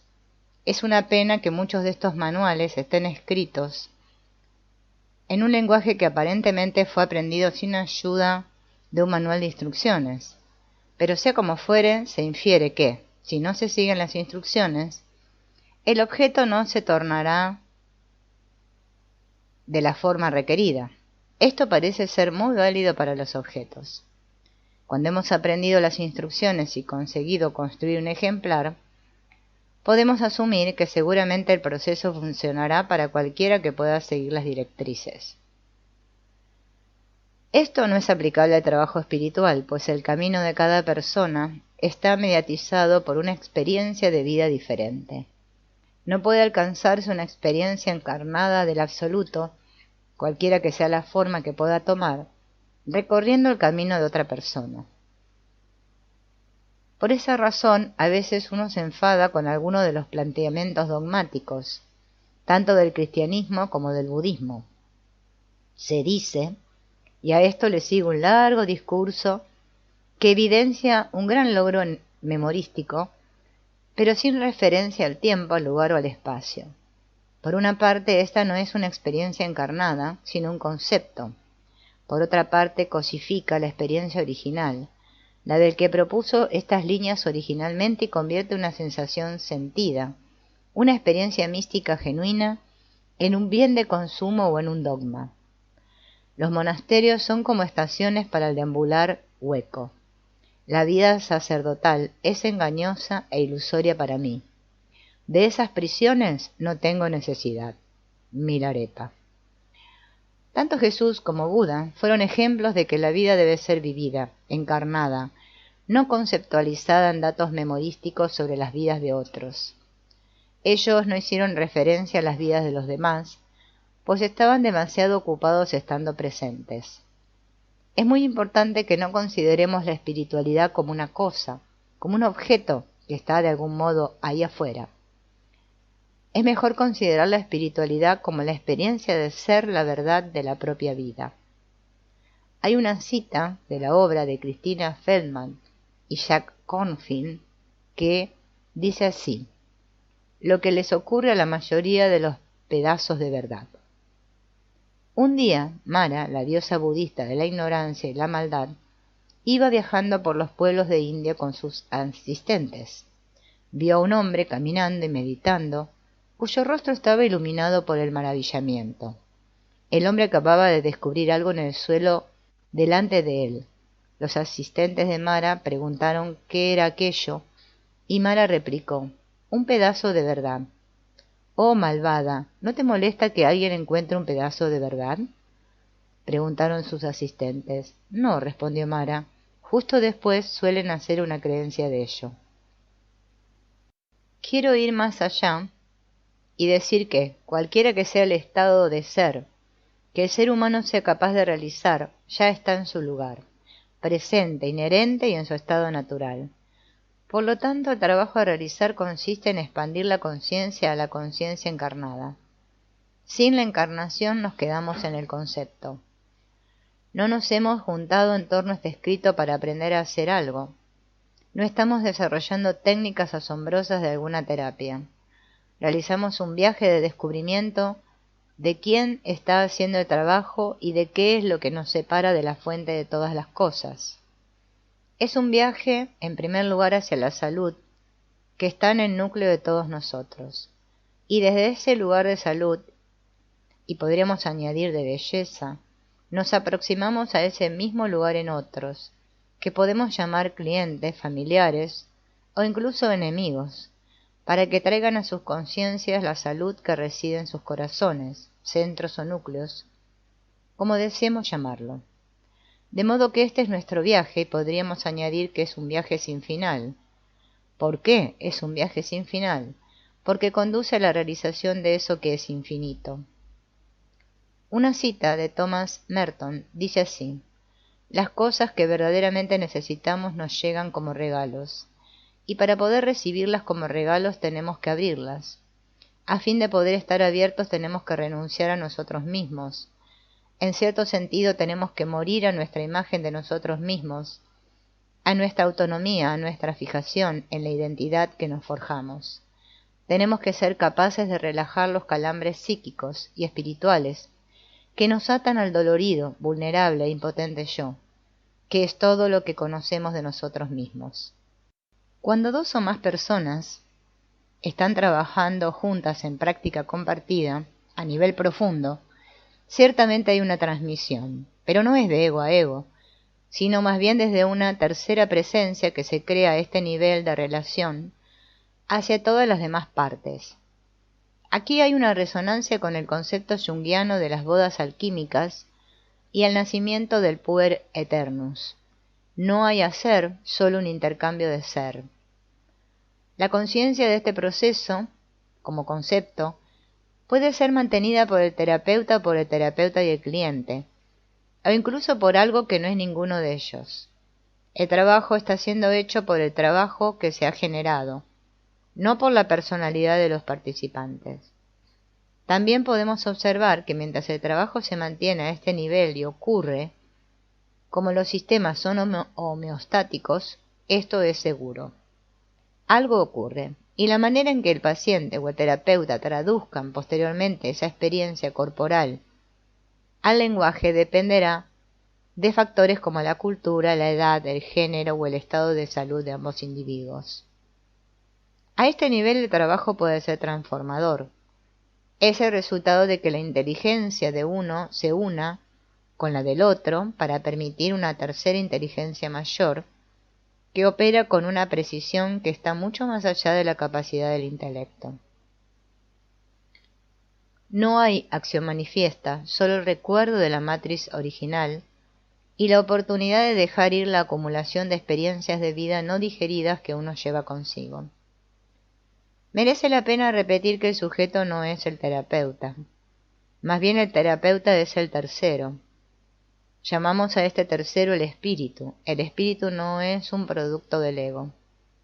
Consecuentemente esta dinámica puede ser más poderosa en un grupo de más de dos, si todas las partes retiran la intención de hacer y solo queda la intención de escuchar o de seguir.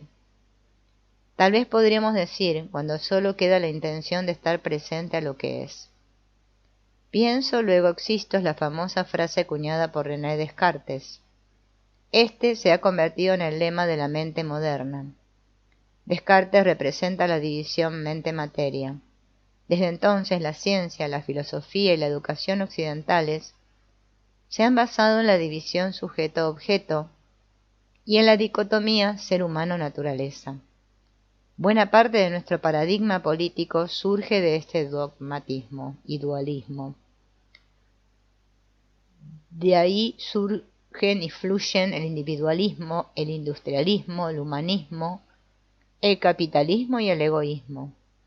El dualismo también da a luz la fragmentación, la separación, la alienación y el aislamiento.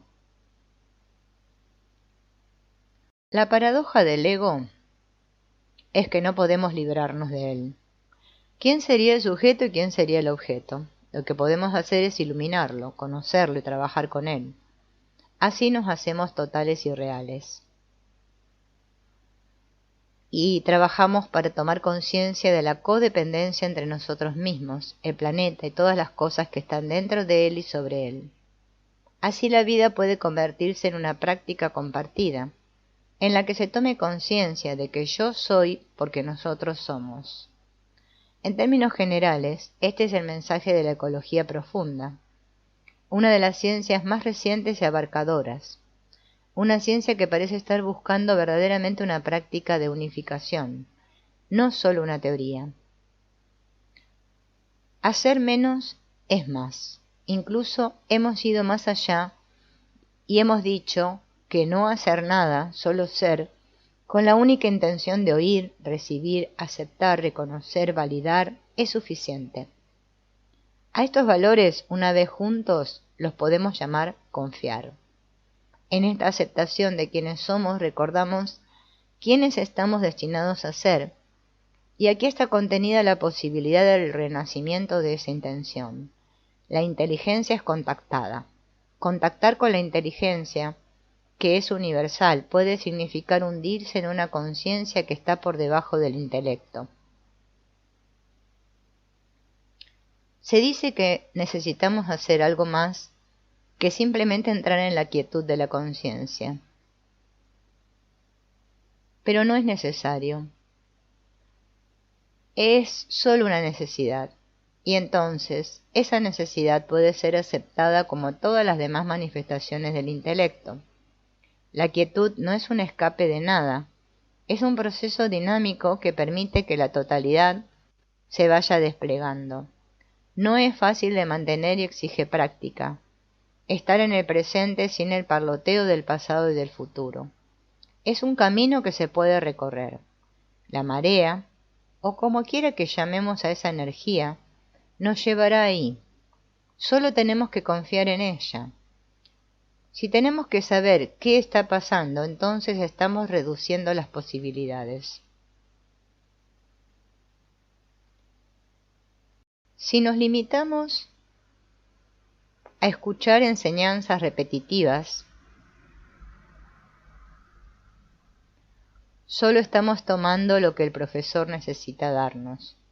Se trata de hacer una práctica compartida entre ambos. Por eso, tenemos que preguntar, ¿qué necesitan? ¿Qué les resulta útil? Solo hay una verdad y hay 10.000 millones de personas en el planeta. De modo que solo hay una verdad, pero hay tantas maneras de realizarla como personas hay en el planeta. Por eso es útil preguntar, ¿qué pregunta se te ocurre hoy?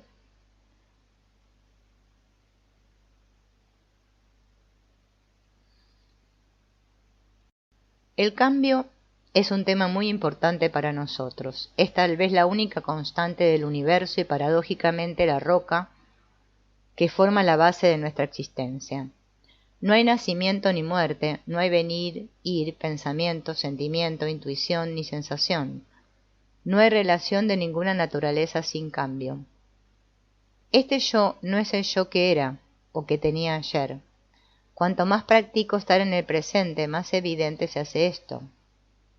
Hubo un tiempo en el que sabía exactamente quién era. Mi trabajo, mi familia, mi sueldo, mis ropas, mis neurosis. Todo eso ha servido para identificar a este ser. No siempre cómodo, podríamos decir, pero claramente identificado. Hubo un tiempo posterior en el que con un cambio de conciencia bastante doloroso, hubo un yo en relación con otros seres, lugares, entornos y situaciones. Un ser más cooperativo que tomaba cierta responsabilidad en la tarea de hacer olas, además de ser una víctima de ellas. Aquí hay cierto compartir, un modo de extender el compost, el abono, podríamos llamarlo, con el propósito de favorecer el crecimiento de las verduras. Ahora viene otro momento, que está más allá de toda comprensión, en el que simplemente no sé quién es este ser que de todos modos se está expandiendo continuamente. A veces sí, hay un yo que opera, pero después hay otros momentos en los que solo puedo escuchar lo que se está diciendo o imaginando. La confusión solo desaparece cuando acaba el análisis y es reemplazado por la rendición. Esta rendición llega al extremo cuando en grupo se enseña la encarnación y el trabajo alcanza una gran profundidad, porque se produce una sinergia de todo el grupo. Entonces prevalece la confianza y podemos soltar. Lo que soltamos es la separación, lo personal, lo abstraído. El trabajo hace el trabajo y no hay hacedor. No hay hacedor. No hay un yo. Hay una poderosa sensación de que la enseñanza es la única claridad en un campo que se desintegra, sin ninguna certeza en absoluto de que se vaya a producir la reintegración.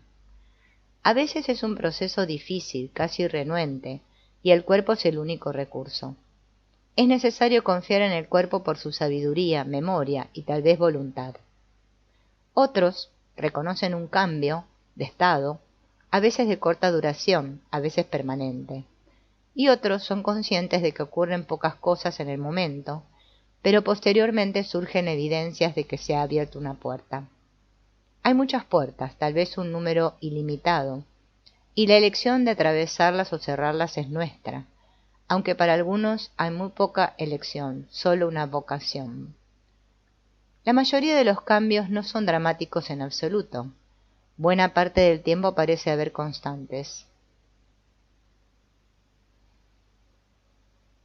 Lo que todos tratamos de hacer, por supuesto, es detener el cambio, resistirnos a él. Y de ahí viene el sufrimiento, de la resistencia. Envejecemos, nuestros amigos se trasladan, la polilla se come la chaqueta de lana de cachemira y la leche se pone agria. Se nos cae el pelo, nuestro vientre sobresale. No podemos detener los cambios. Tal vez parezca extraño pensar así, pero no importa. La noche ha cambiado por el día, la primavera es fantástica aquí y ahora, y nos hemos pasado la mitad de la mañana hablando con personas sobre el futuro. Eso es lo que está aquí. El futuro era de lo que estaba hablando, y en lo que estoy escribiendo ahora mismo, pasado, presente y futuro aquí mismo. He aquí una declaración muy zen que equipara el cambio con el tiempo. La vida es un viaje, no un destino, y la única realidad es el aquí y ahora. Este momento ahora mismo ya no es, porque esta realidad se va en cuanto llega. Por lo tanto, el tiempo es una ilusión y no existe. Estamos atentos al funcionamiento corporal por una parte y a las expansiones y contracciones del universo y de todo lo que contiene por otra. Podemos ver la futilidad de resistirnos al cambio. Esto es lo que no deberíamos hacer. Tal vez haya algo que deberíamos hacer. Sí, cultivar la sensación de la frescura del momento y de su diferencia con el momento anterior. Esta es una expansión de conciencia continua y continuada, sin final finito. Nacimiento y muerte, en este paradigma, dejan de ser sucesos absolutos y pasan a ser señales, indicadores en una continuidad de conciencia. Carl Jung dijo, no podemos cambiar nada a menos que lo aceptemos, la condena no libera, oprime. Esto tiene una implicación, hay una relación entre la ilusión de permanencia y el juicio. Si pienso que el cambio es algo malo y que las cosas deberían seguir siendo como son, o según algún punto de vista, como eran en los buenos tiempos, entonces estoy causando sufrimiento a mi crecimiento y a mí mismo. La marea se va y la marea viene, solo hay cambio. La marea va profundo y aún más profundo. Testigo, no me apego, se ha ido, testigo. Aquí el dolor, no me incumbe arreglarlo. Testigo, yendo siempre más profundo. ¿Dónde está el dolor ahora? Testigo, cuando todo está hecho, ¿quién abraza? ¿Quién es abrazado? Conciencia. El vacío aquietado en el océano. Lo informe se agita. La oscuridad se encuentra con la luz y encarna. Tú y yo somos nosotros. ¿Fue siempre así? ¿Dónde está ahora la pérdida? No hacer nada, simplemente sentarse aquietado y confiar en que la inteligencia misma restaure sus sentimientos equilibrio. Es muy difícil. Se notan cosas y los traumas de un tipo u otro surgen a la conciencia. Quedarse allí sentado y profundizar más en la quietud, sin entrar en el proceso percibido, es algo que va en contra de todo nuestro trasfondo cultural. Y sin embargo, esto es precisamente lo que debemos hacer para trabajar con el espíritu, es decir, ir por debajo de lo causado a la causa original.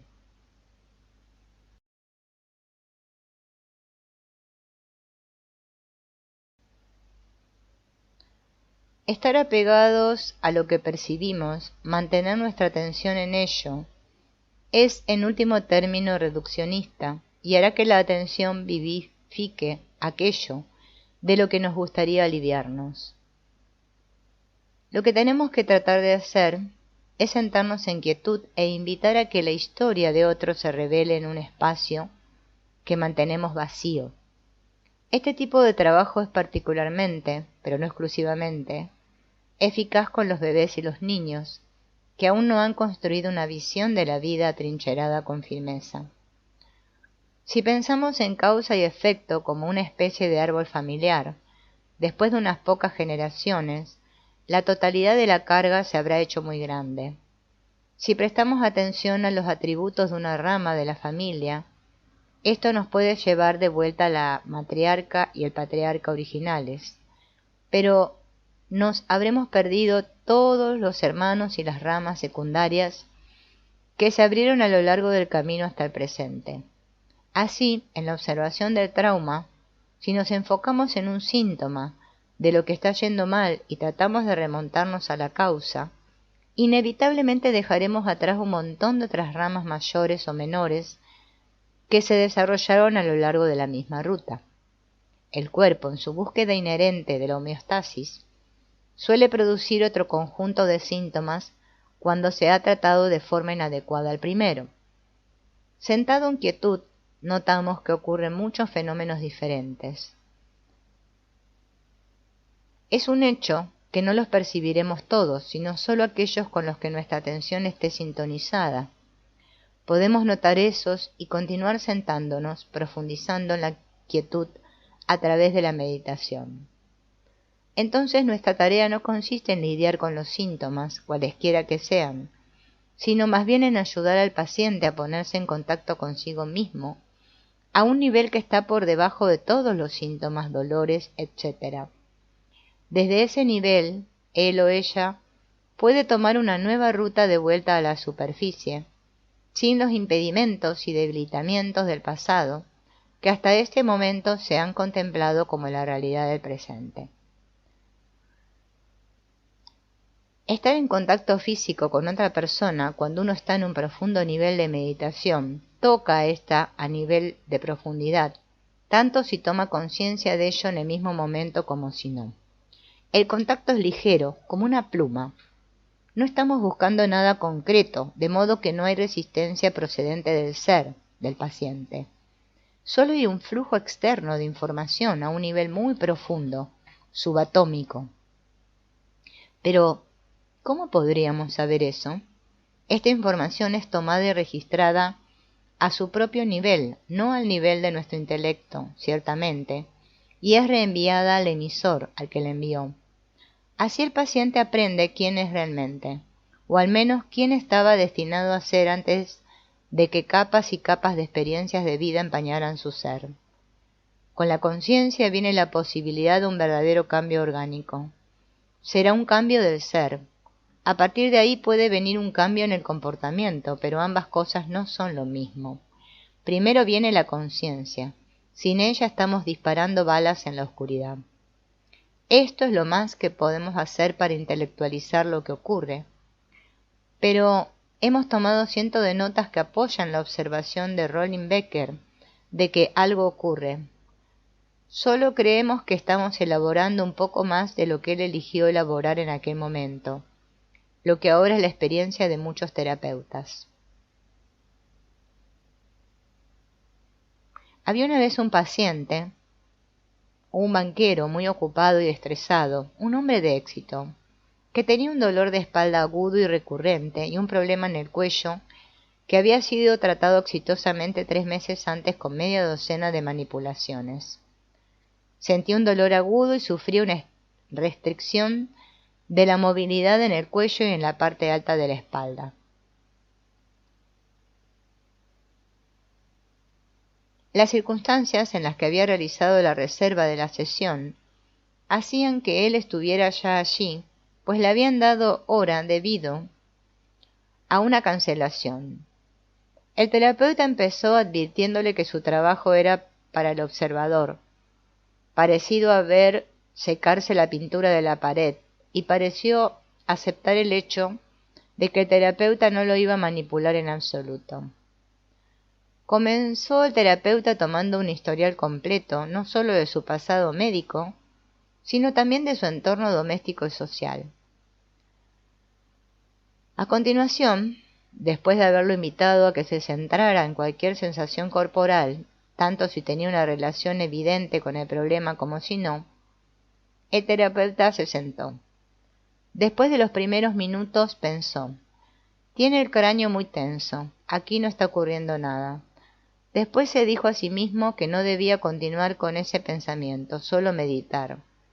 Gradualmente fue capaz de renunciar a la idea de que él era un problema y de que el terapeuta no podía hacer este tipo de trabajo. Entonces empezó a notar el comienzo de algunas fluctuaciones. Unos 10 minutos más tarde, él dijo algo. Le preguntó el terapeuta qué era, pues estaba profundamente inmerso en la meditación, y dijo que el dolor se le había extendido a todo el otro lado. Se le preguntó si podía estar con ello, puesto que al menos algo se estaba moviendo. Él estaba muy relajado y dijo que podía estar muy bien con ello.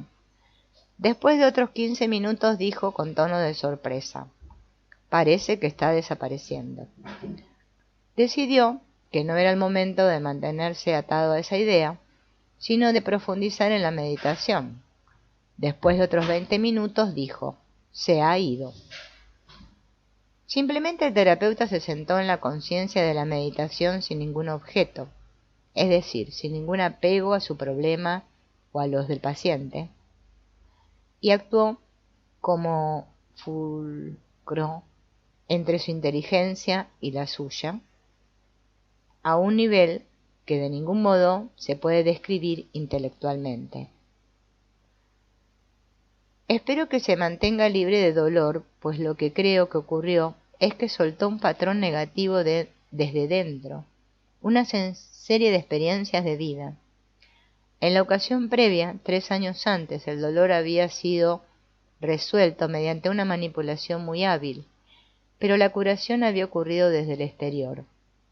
Veo esta diferencia y creo que esto resulta fortalecedor para el paciente. Darse cuenta de que la liberación viene de su propia readaptación, no de ser dirigido. El intelecto, si bien es muy valioso, sigue siendo una herramienta limitada en comparación con la inteligencia. Ser recibido en quietud total fortalece el ser nuclear del cliente y le permite expresarse. En lugar de contar la letanía, esta es la historia de mi vida no digerida, tenemos la posibilidad de que exprese: este es quien yo soy verdaderamente. Es el núcleo de lo que expreso como mi condicionamiento. Lo que sigue fue mi reacción a un escrito sobre la quietud de una querida amiga y compañera de España, Carmen Renalías. Gracias por el escrito. Nunca tengo mucho que decir, porque simplemente entra dentro y se expande, y las palabras se van de mi mente. Todo lo que sé es que estoy trabajando durante muchas horas dando sesiones, y es como que ocurre un pequeño milagro en cada sesión. La inteligencia aparece. Y a veces siento un poco que no soy capaz de rendirme siempre, en todo momento, pero la experiencia está ahí, y es la experiencia la que continúa mostrándome el camino hacia la rendición. La vida me asombra cuando la quietud está ahí, y mi corazón explota y parece que las lágrimas acuden a mis ojos sin ninguna emoción adherida a ellas. Son simplemente una expresión del amor, vida, quietud vividos conjuntamente. Y después más rendición, y no quedarme enganchado a eso, solo notarlo. Me gustaría explicar una cosa. Siento un afecto especial por un tipo particular de psicoterapia llamada budismo. La palabra Buda es de origen sánscrito y viene de la raíz bud, significa despierto. Si despiertas eres un Buda. ¿Cómo podría ser de otra manera? Buda no es una forma de vida diferente y extraña en la que te convertirás dentro de 4 o 5 mil años o dentro de 10.000 vidas. Eres un Buda ahora mismo, simplemente despierta y reconócelo. Eso es todo lo que hay. No se trata de ir a otra parte. No hay ningún lugar a donde ir. Esto es todo. Tú eres el Buda y eres muy hermoso. Por favor, despierta un poco, por favor. Eso es todo. Si estamos plenamente en el presente, no hay hábitos, solo está la hora. ¿Qué es la presencia? ¿Cómo la definimos? ¿Dónde está? El cuerpo está presente, siempre lo ha estado. El cuerpo es algo que podemos garantizar que estará con nosotros mientras sigamos vivos. No tenemos ningún deseo de librarnos del intelecto, porque es una herramienta soberbia que probablemente se está desarrollando en todo momento. No obstante, es una herramienta y no es lo que somos. En cierta medida tenemos que recuperar las sensaciones y los sentimientos corporales, a fin de vivir más plenamente, de amar más, de hacernos más humanos. No somos simples ordenadores. Finalmente, se considera que el cerebro es el centro del intelecto y el corazón el centro de la sabiduría. De hecho, en el embrión, al comienzo de la vida, el corazón está por encima del cerebro, y después el cuerpo y se pliega sobre él para protegerlo. Es bella esta imagen. Entremos en contacto. Añadiremos este poema de Joe Fitt. Somos espejos cambiantes de identidad. Los juguetes de Afrodita, una síntesis de contradicciones. Las manos y los brazos se unen como un cordón umbilical, dorado, yendo en espiral hacia la catedral de mi corazón. Tocas extrañas notas en mi columna temblorosa, como si redescubrieras un queridísimo piano que perdiste hace tiempo, una gloriosa sinfonía en silencio. El rodar de la energía infantil despierta células olvidadas y corredores secretos de recuerdos. Contenido en tus manos en forma de cáliz, pulso al ritmo del rojo océano que me atraviesa. Lágrimas teñidas de mar sangran de esta hirviente lava fundida. La suave esencia del reconocimiento aporta serenidad y simplicidad. Me sumerjo en el mar de gracia, más allá de todas las mareas, y me deleito en el misterio del reflejo, en el asombroso color del agua, en la alquimia curativa de la presencia. Y para acabar con una nota de humor, lo que sigue debe ser cantado con la música de Gilbert y Sullivan, a intervalos regulares en presencia de todos los maestros. Cuando un gurú no está meditando ni recitando el mantra de la semana, su capacidad de inflarse como un niño basta para volver locos a los discípulos. Él se lleva a las chicas a un lado para practicar el yoga tántrico, mientras que ordena celibato para los muchachos. Y si empieza a comportarse como un ogro enfadado, te dirá que es solo para colapsar tu orgullo. Oh, con todas estas prácticas yógicas pendientes, el discípulo no es un ser afortunado. John Wren Lewis. Deja que el trabajo haga el trabajo.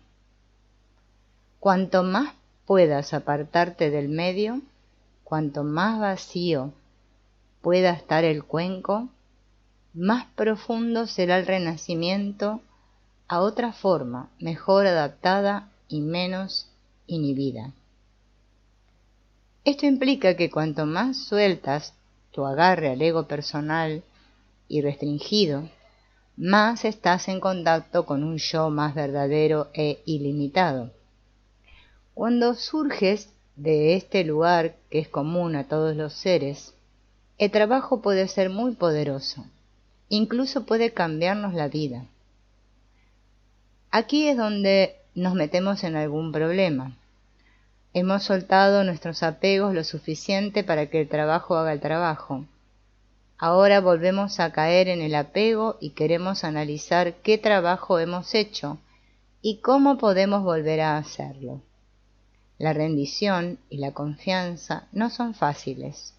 La singularidad de cada situación, tal como se revela, es una teoría fácil de aceptar. Pero, ¿qué pasa con su práctica y su mantenimiento? Hay que trabajar continuamente en ellos o muy pronto volvemos a nuestro punto de partida en el intelecto personal.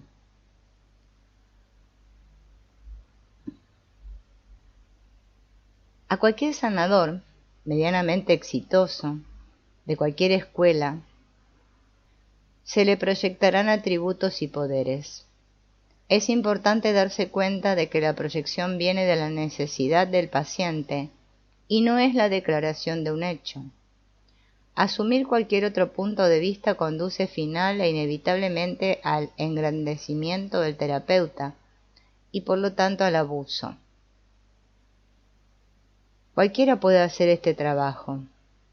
La única limitación que todos tenemos es nuestra falta de habilidad para rendir lo que nos mantiene separados de la fuente, es decir, nuestras historias de vida individuales con las que tanto nos identificamos.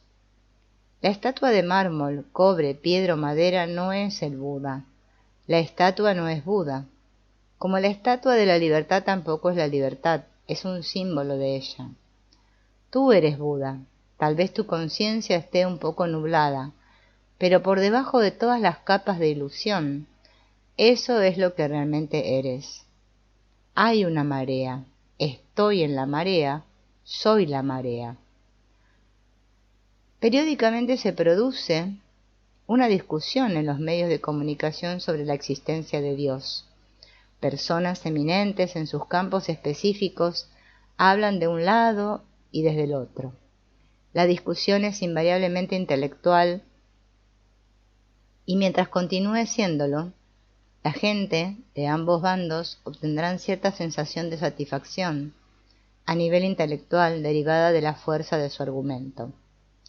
Es posible que a algunos científicos no les guste visualizar al absoluto como el patriarca pintado por Blake, con una larga barba blanca y un par de compases.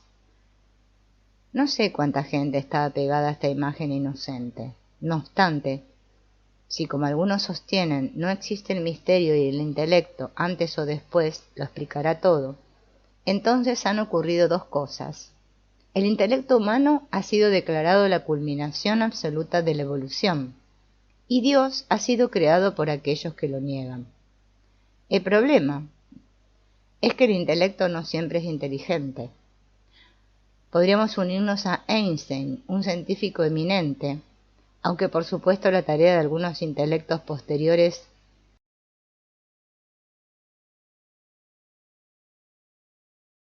ha consistido en reducir sus logros para mantenerse en lo alto de la jerarquía. Cuando dice, el ser humano forma parte de una totalidad que nosotros llamamos universo. Nos experimentamos a nosotros mismos, nuestros pensamientos y sentimientos como algo separado del resto. Esto es una especie de engaño óptico de la conciencia. Este engaño es una especie de prisión para nosotros que nos restringe a nuestros deseos personales y al afecto de unas pocas personas que tenemos más cerca.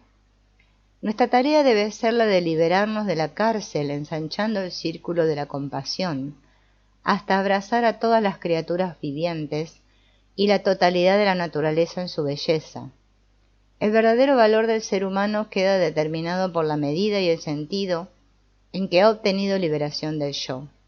Necesitamos una manera sustancialmente nueva de pensar si la humanidad ha de sobrevivir.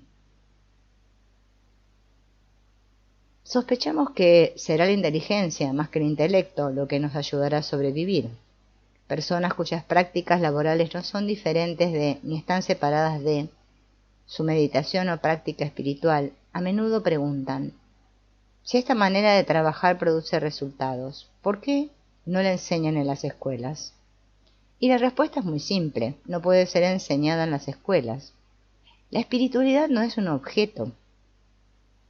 A las escuelas se les suele preguntar, ¿qué temas enseñan? Los contenidos que enseñan son objetos y eso es adecuado. Vamos a la escuela a adquirir información y estructura, ladrillos con los que podemos construir un edificio llamado educación. Este edificio es esencial para nuestra continuidad y para florecer esa entidad separada que llamamos yo. Este yo es capaz de trabajos cada vez más grandes y complejos en todo tipo de campos, a medida que los datos y razones de una generación se acumulan sobre los datos y razones de la siguiente. Queda, y quedarán, trabajos autocreados que están fuera de la supervisión de la razón, trabajos ante los cuales nos quedaremos anonadados. Y estas son las obras de la inteligencia misma, un potencial infinito del que el intelecto es una pequeñísima manifestación discreta. La visión de Einstein es propia de un místico, muy diferente de la de Richard Dawkins, con su falta de necesidad de Dios o de una inteligencia creativa superior. No obstante, no tenemos por qué preocuparnos, puesto que los niveles de ser y de comprensión están separados.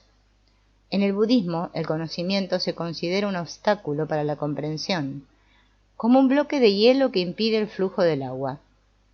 Se dice que si consideramos que una cosa es verdad y nos aferramos a esa verdad, incluso si esa verdad viniera en persona y llamara a nuestra puerta, no le abriríamos. Para que las cosas se nos revelen tenemos que estar dispuestos a abandonar nuestros puntos de vista con respecto a ellas.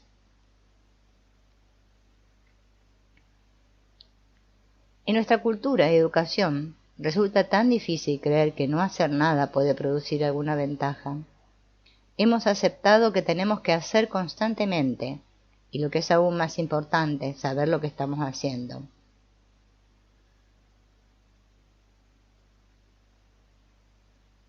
Es importante trabajar desde un lugar de desconocimiento. Podremos seguir estas instrucciones. 1. Consigue la información a través del diálogo, el historial del caso, escuchando el problema del cliente tal como él lo presenta. 2. Asegúrate de que el cliente se sienta cómodo sobre la camilla, al menos en el sentido físico. 3. Siéntate junto a la camilla o la colchoneta o la silla, según lo que uses.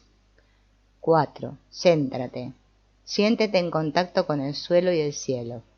Asegúrate de que estás presente. Estoy en contacto con la silla, con mis pies, con mis manos, incluso con mis pensamientos. 5. Seguidamente y solo entonces establece un suave contacto físico allí donde te resulte cómodo. Si prefieres no hacerlo, el contacto energético, la intención sigue siendo un contacto. Entonces, no hagas nada. Simplemente recibe sin comentario, ni interno ni hablado, cualquier cosa que se te ofrezca. No la juzgues, no la analices, procura no preguntarte qué significa, simplemente recíbela tal como es. 7. Surgirán formas, pensamientos, pautas, conceptos. Si te involucras con ellos, llegas a una meseta y ahí es donde te quedarás. Esto puede ser muy útil a ese nivel. No obstante, si puedes mantenerte en una indagación completamente abierta, irán surgiendo otras formas cada vez más hasta que alcances un nivel de compartir el ser en el que lo que está ahí para ser declarado haya sido revelado. Se produce un asentamiento, una pacificación, un reconocimiento por ambos lados de que la historia ha sido contada, la historia ha sido escuchada. En el contar y escuchar se produce una gran curación y el trabajo concluye, al menos por hoy. El trabajo con el espíritu no es un objeto que esté sujeto a ninguna capacidad intelectual, sino más bien una completa apertura y rendición a lo que es. Esto último es la parte difícil, la rendición. Ahora veremos una nueva herramienta, un comentario sobre la realidad de no hacer nada. Nuestra presencia misma es un hacer, no obstante, lo que tal vez podamos hacer es permitir que la sinergia de la relación haga el trabajo y solo ser testigos de eso, sin involucrarnos intencionalmente con lo que surge, solo con la revelación. La práctica de la plena atención en estos tiempos convulsos es más importante que nunca. Si nosotros como individuos no nos tomamos el tiempo de practicar la atención, no solo será difícil transformar el sufrimiento de nuestras vidas, sino que será difícil transformar el sufrimiento del mundo. Es vital para nosotros mismos, para nuestros hijos y para la tierra, que tengamos una práctica que nos ayude a ser conscientes, que nos permita volver a nosotros mismos y habitar el momento presente, a fin de transformar el sufrimiento en nosotros mismos y en los que nos rodean. La historia no tiene final, sino que está siendo vivida continuamente. Y si te sientes llamado a enseñar el trabajo, por favor hazlo desde donde lo experimentas, no desde cómo lo conceptualizas. Eso es apropiado para enseñar aritmética, tal vez, pero no para un trabajo espiritual. Lo que cuenta es la enseñanza, no el profesor. Este es un tema muy importante. Como dice Ray Grigg, en el reino del pensamiento nada puede obtenerse por la fuerza. Si empujas, los pensamientos se tropiezan consigo mismos. Si lo intentas, se produce confusión. Si buscas y luchas, lo único que encontrarás será búsqueda y lucha. Moviéndose con el Tao, la comprensión se presenta por sí misma. La preparación para lo que viene por sí mismo se llama aprendizaje. Si te concentras en el aprendizaje, tendrás éxito. Si te esfuerzas por entender, fracasarás.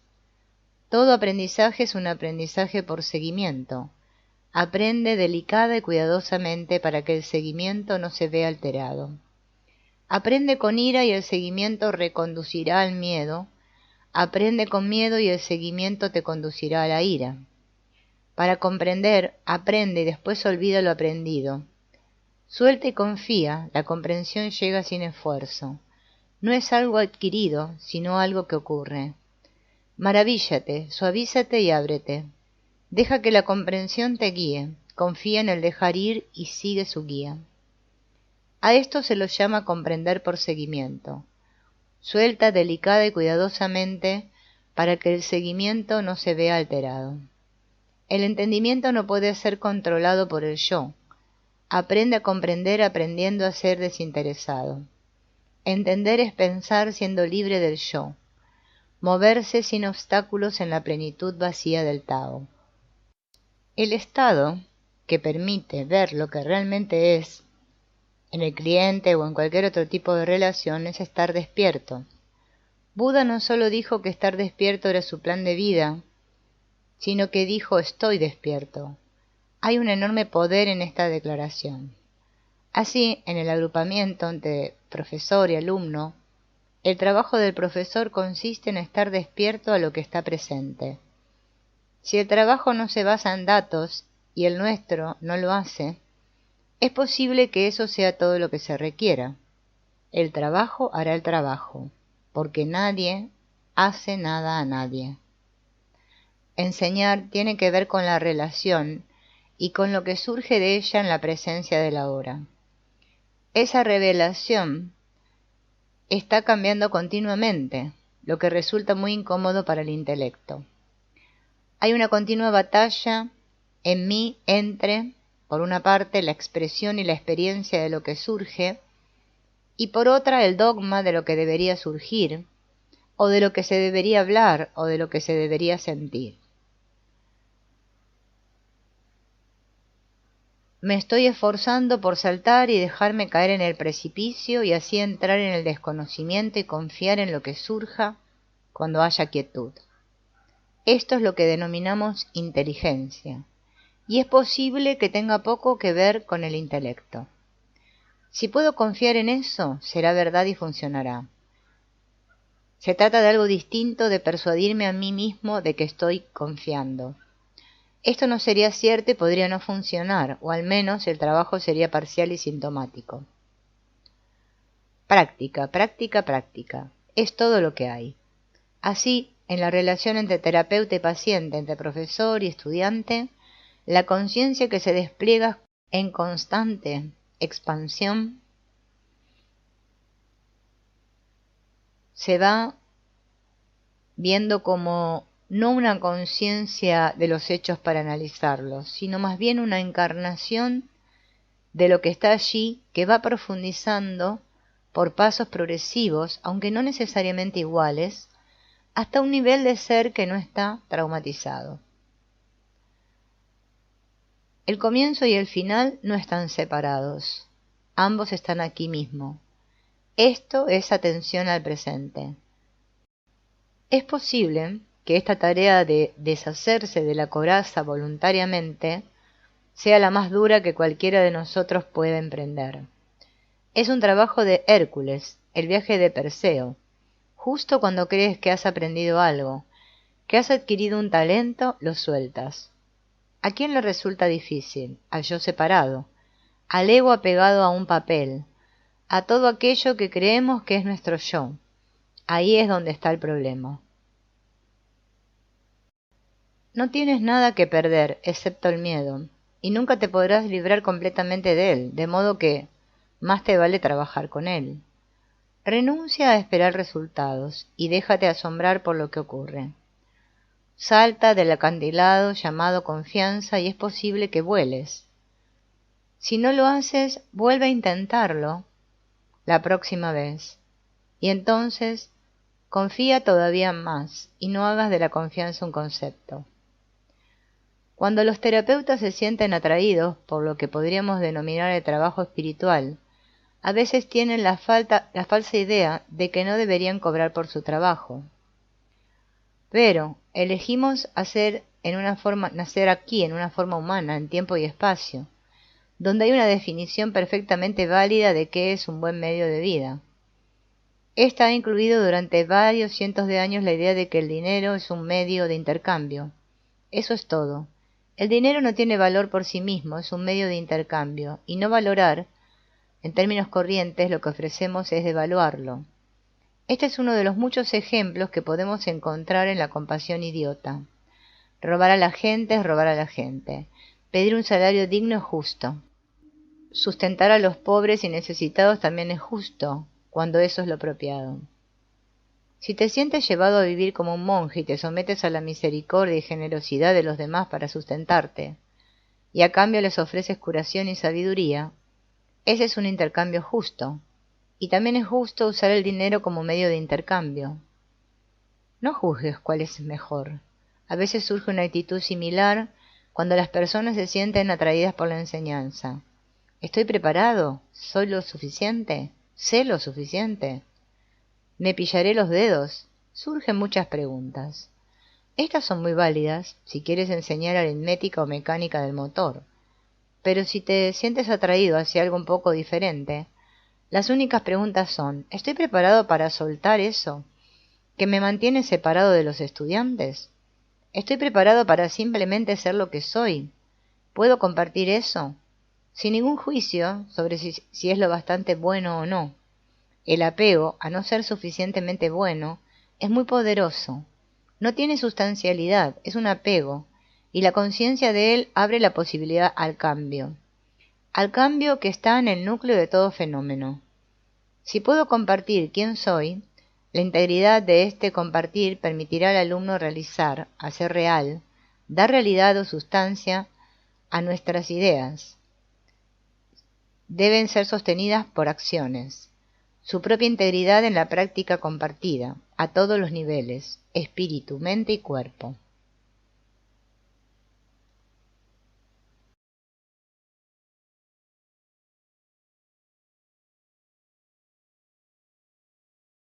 Estoy desnudo. El camino del guerrero es quitarse la armadura, no ponerse más armaduras. Confiemos en la marea.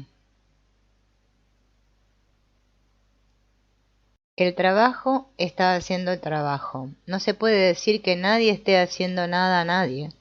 Simplemente la creación está ocurriendo y nosotros somos los testigos.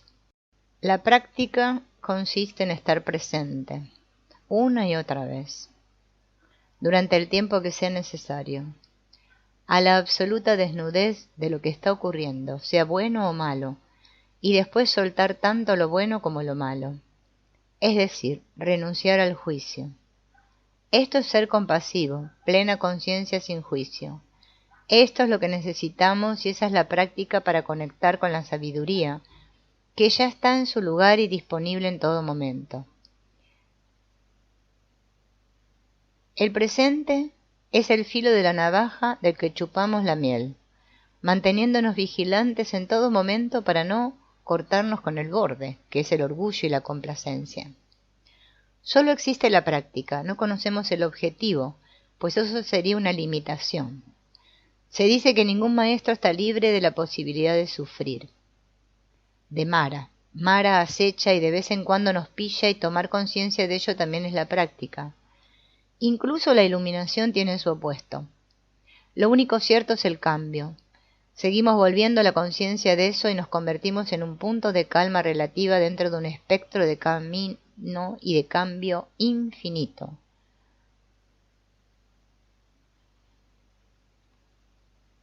Rinpoche dijo: no hay división entre la espiritualidad de la mente y la espiritualidad del cuerpo, ambas son lo mismo. Y continuó comentando que la definición de samsara es una mente separada que no está en compañía del cuerpo. Una persona despierta es aquella para la que no hay separación entre mente y cuerpo. Conocer el cuerpo es conocer la conciencia. Conocer la conciencia en su estado puro es conocer el estado del despertar. El cuerpo está presente. No podemos distanciarnos de él, no podemos alejarnos volando de él. Está siempre donde nosotros estamos, y lo sabemos.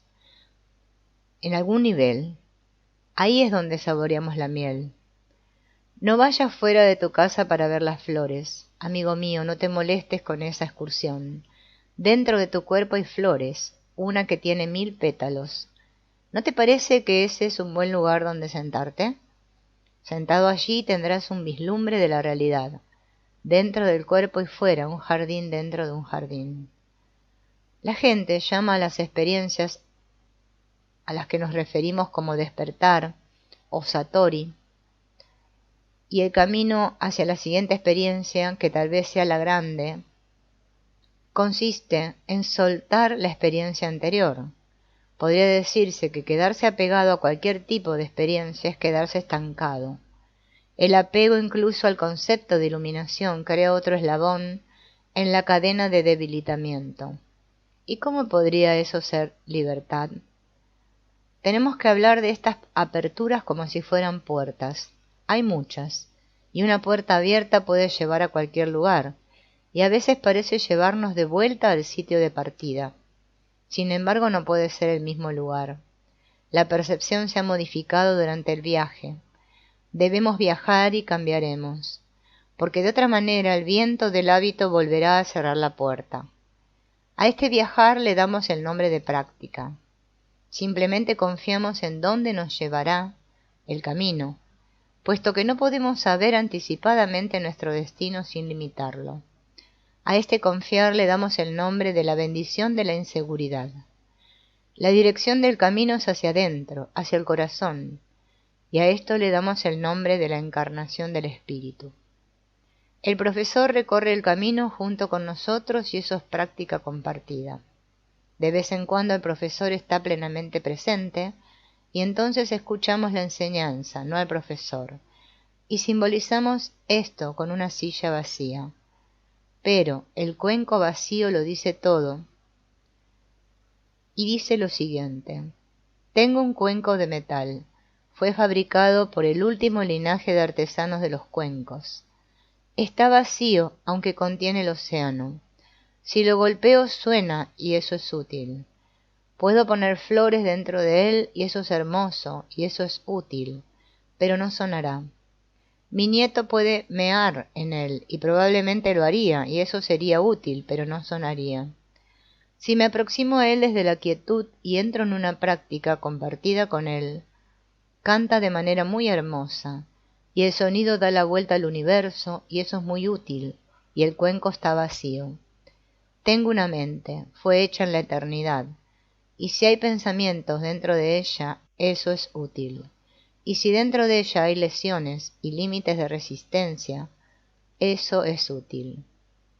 Y a veces está llena de rosas y a veces está llena de pis, y yo puedo trabajar con eso y eso es útil. Pero si está vacía, puedo aproximarme a otro en quietud.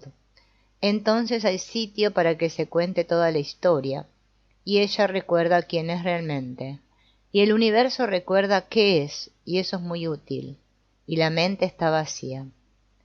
Las flores florecen, las flores mueren, Las semillas caen, el final es el principio. Demos la bienvenida al día.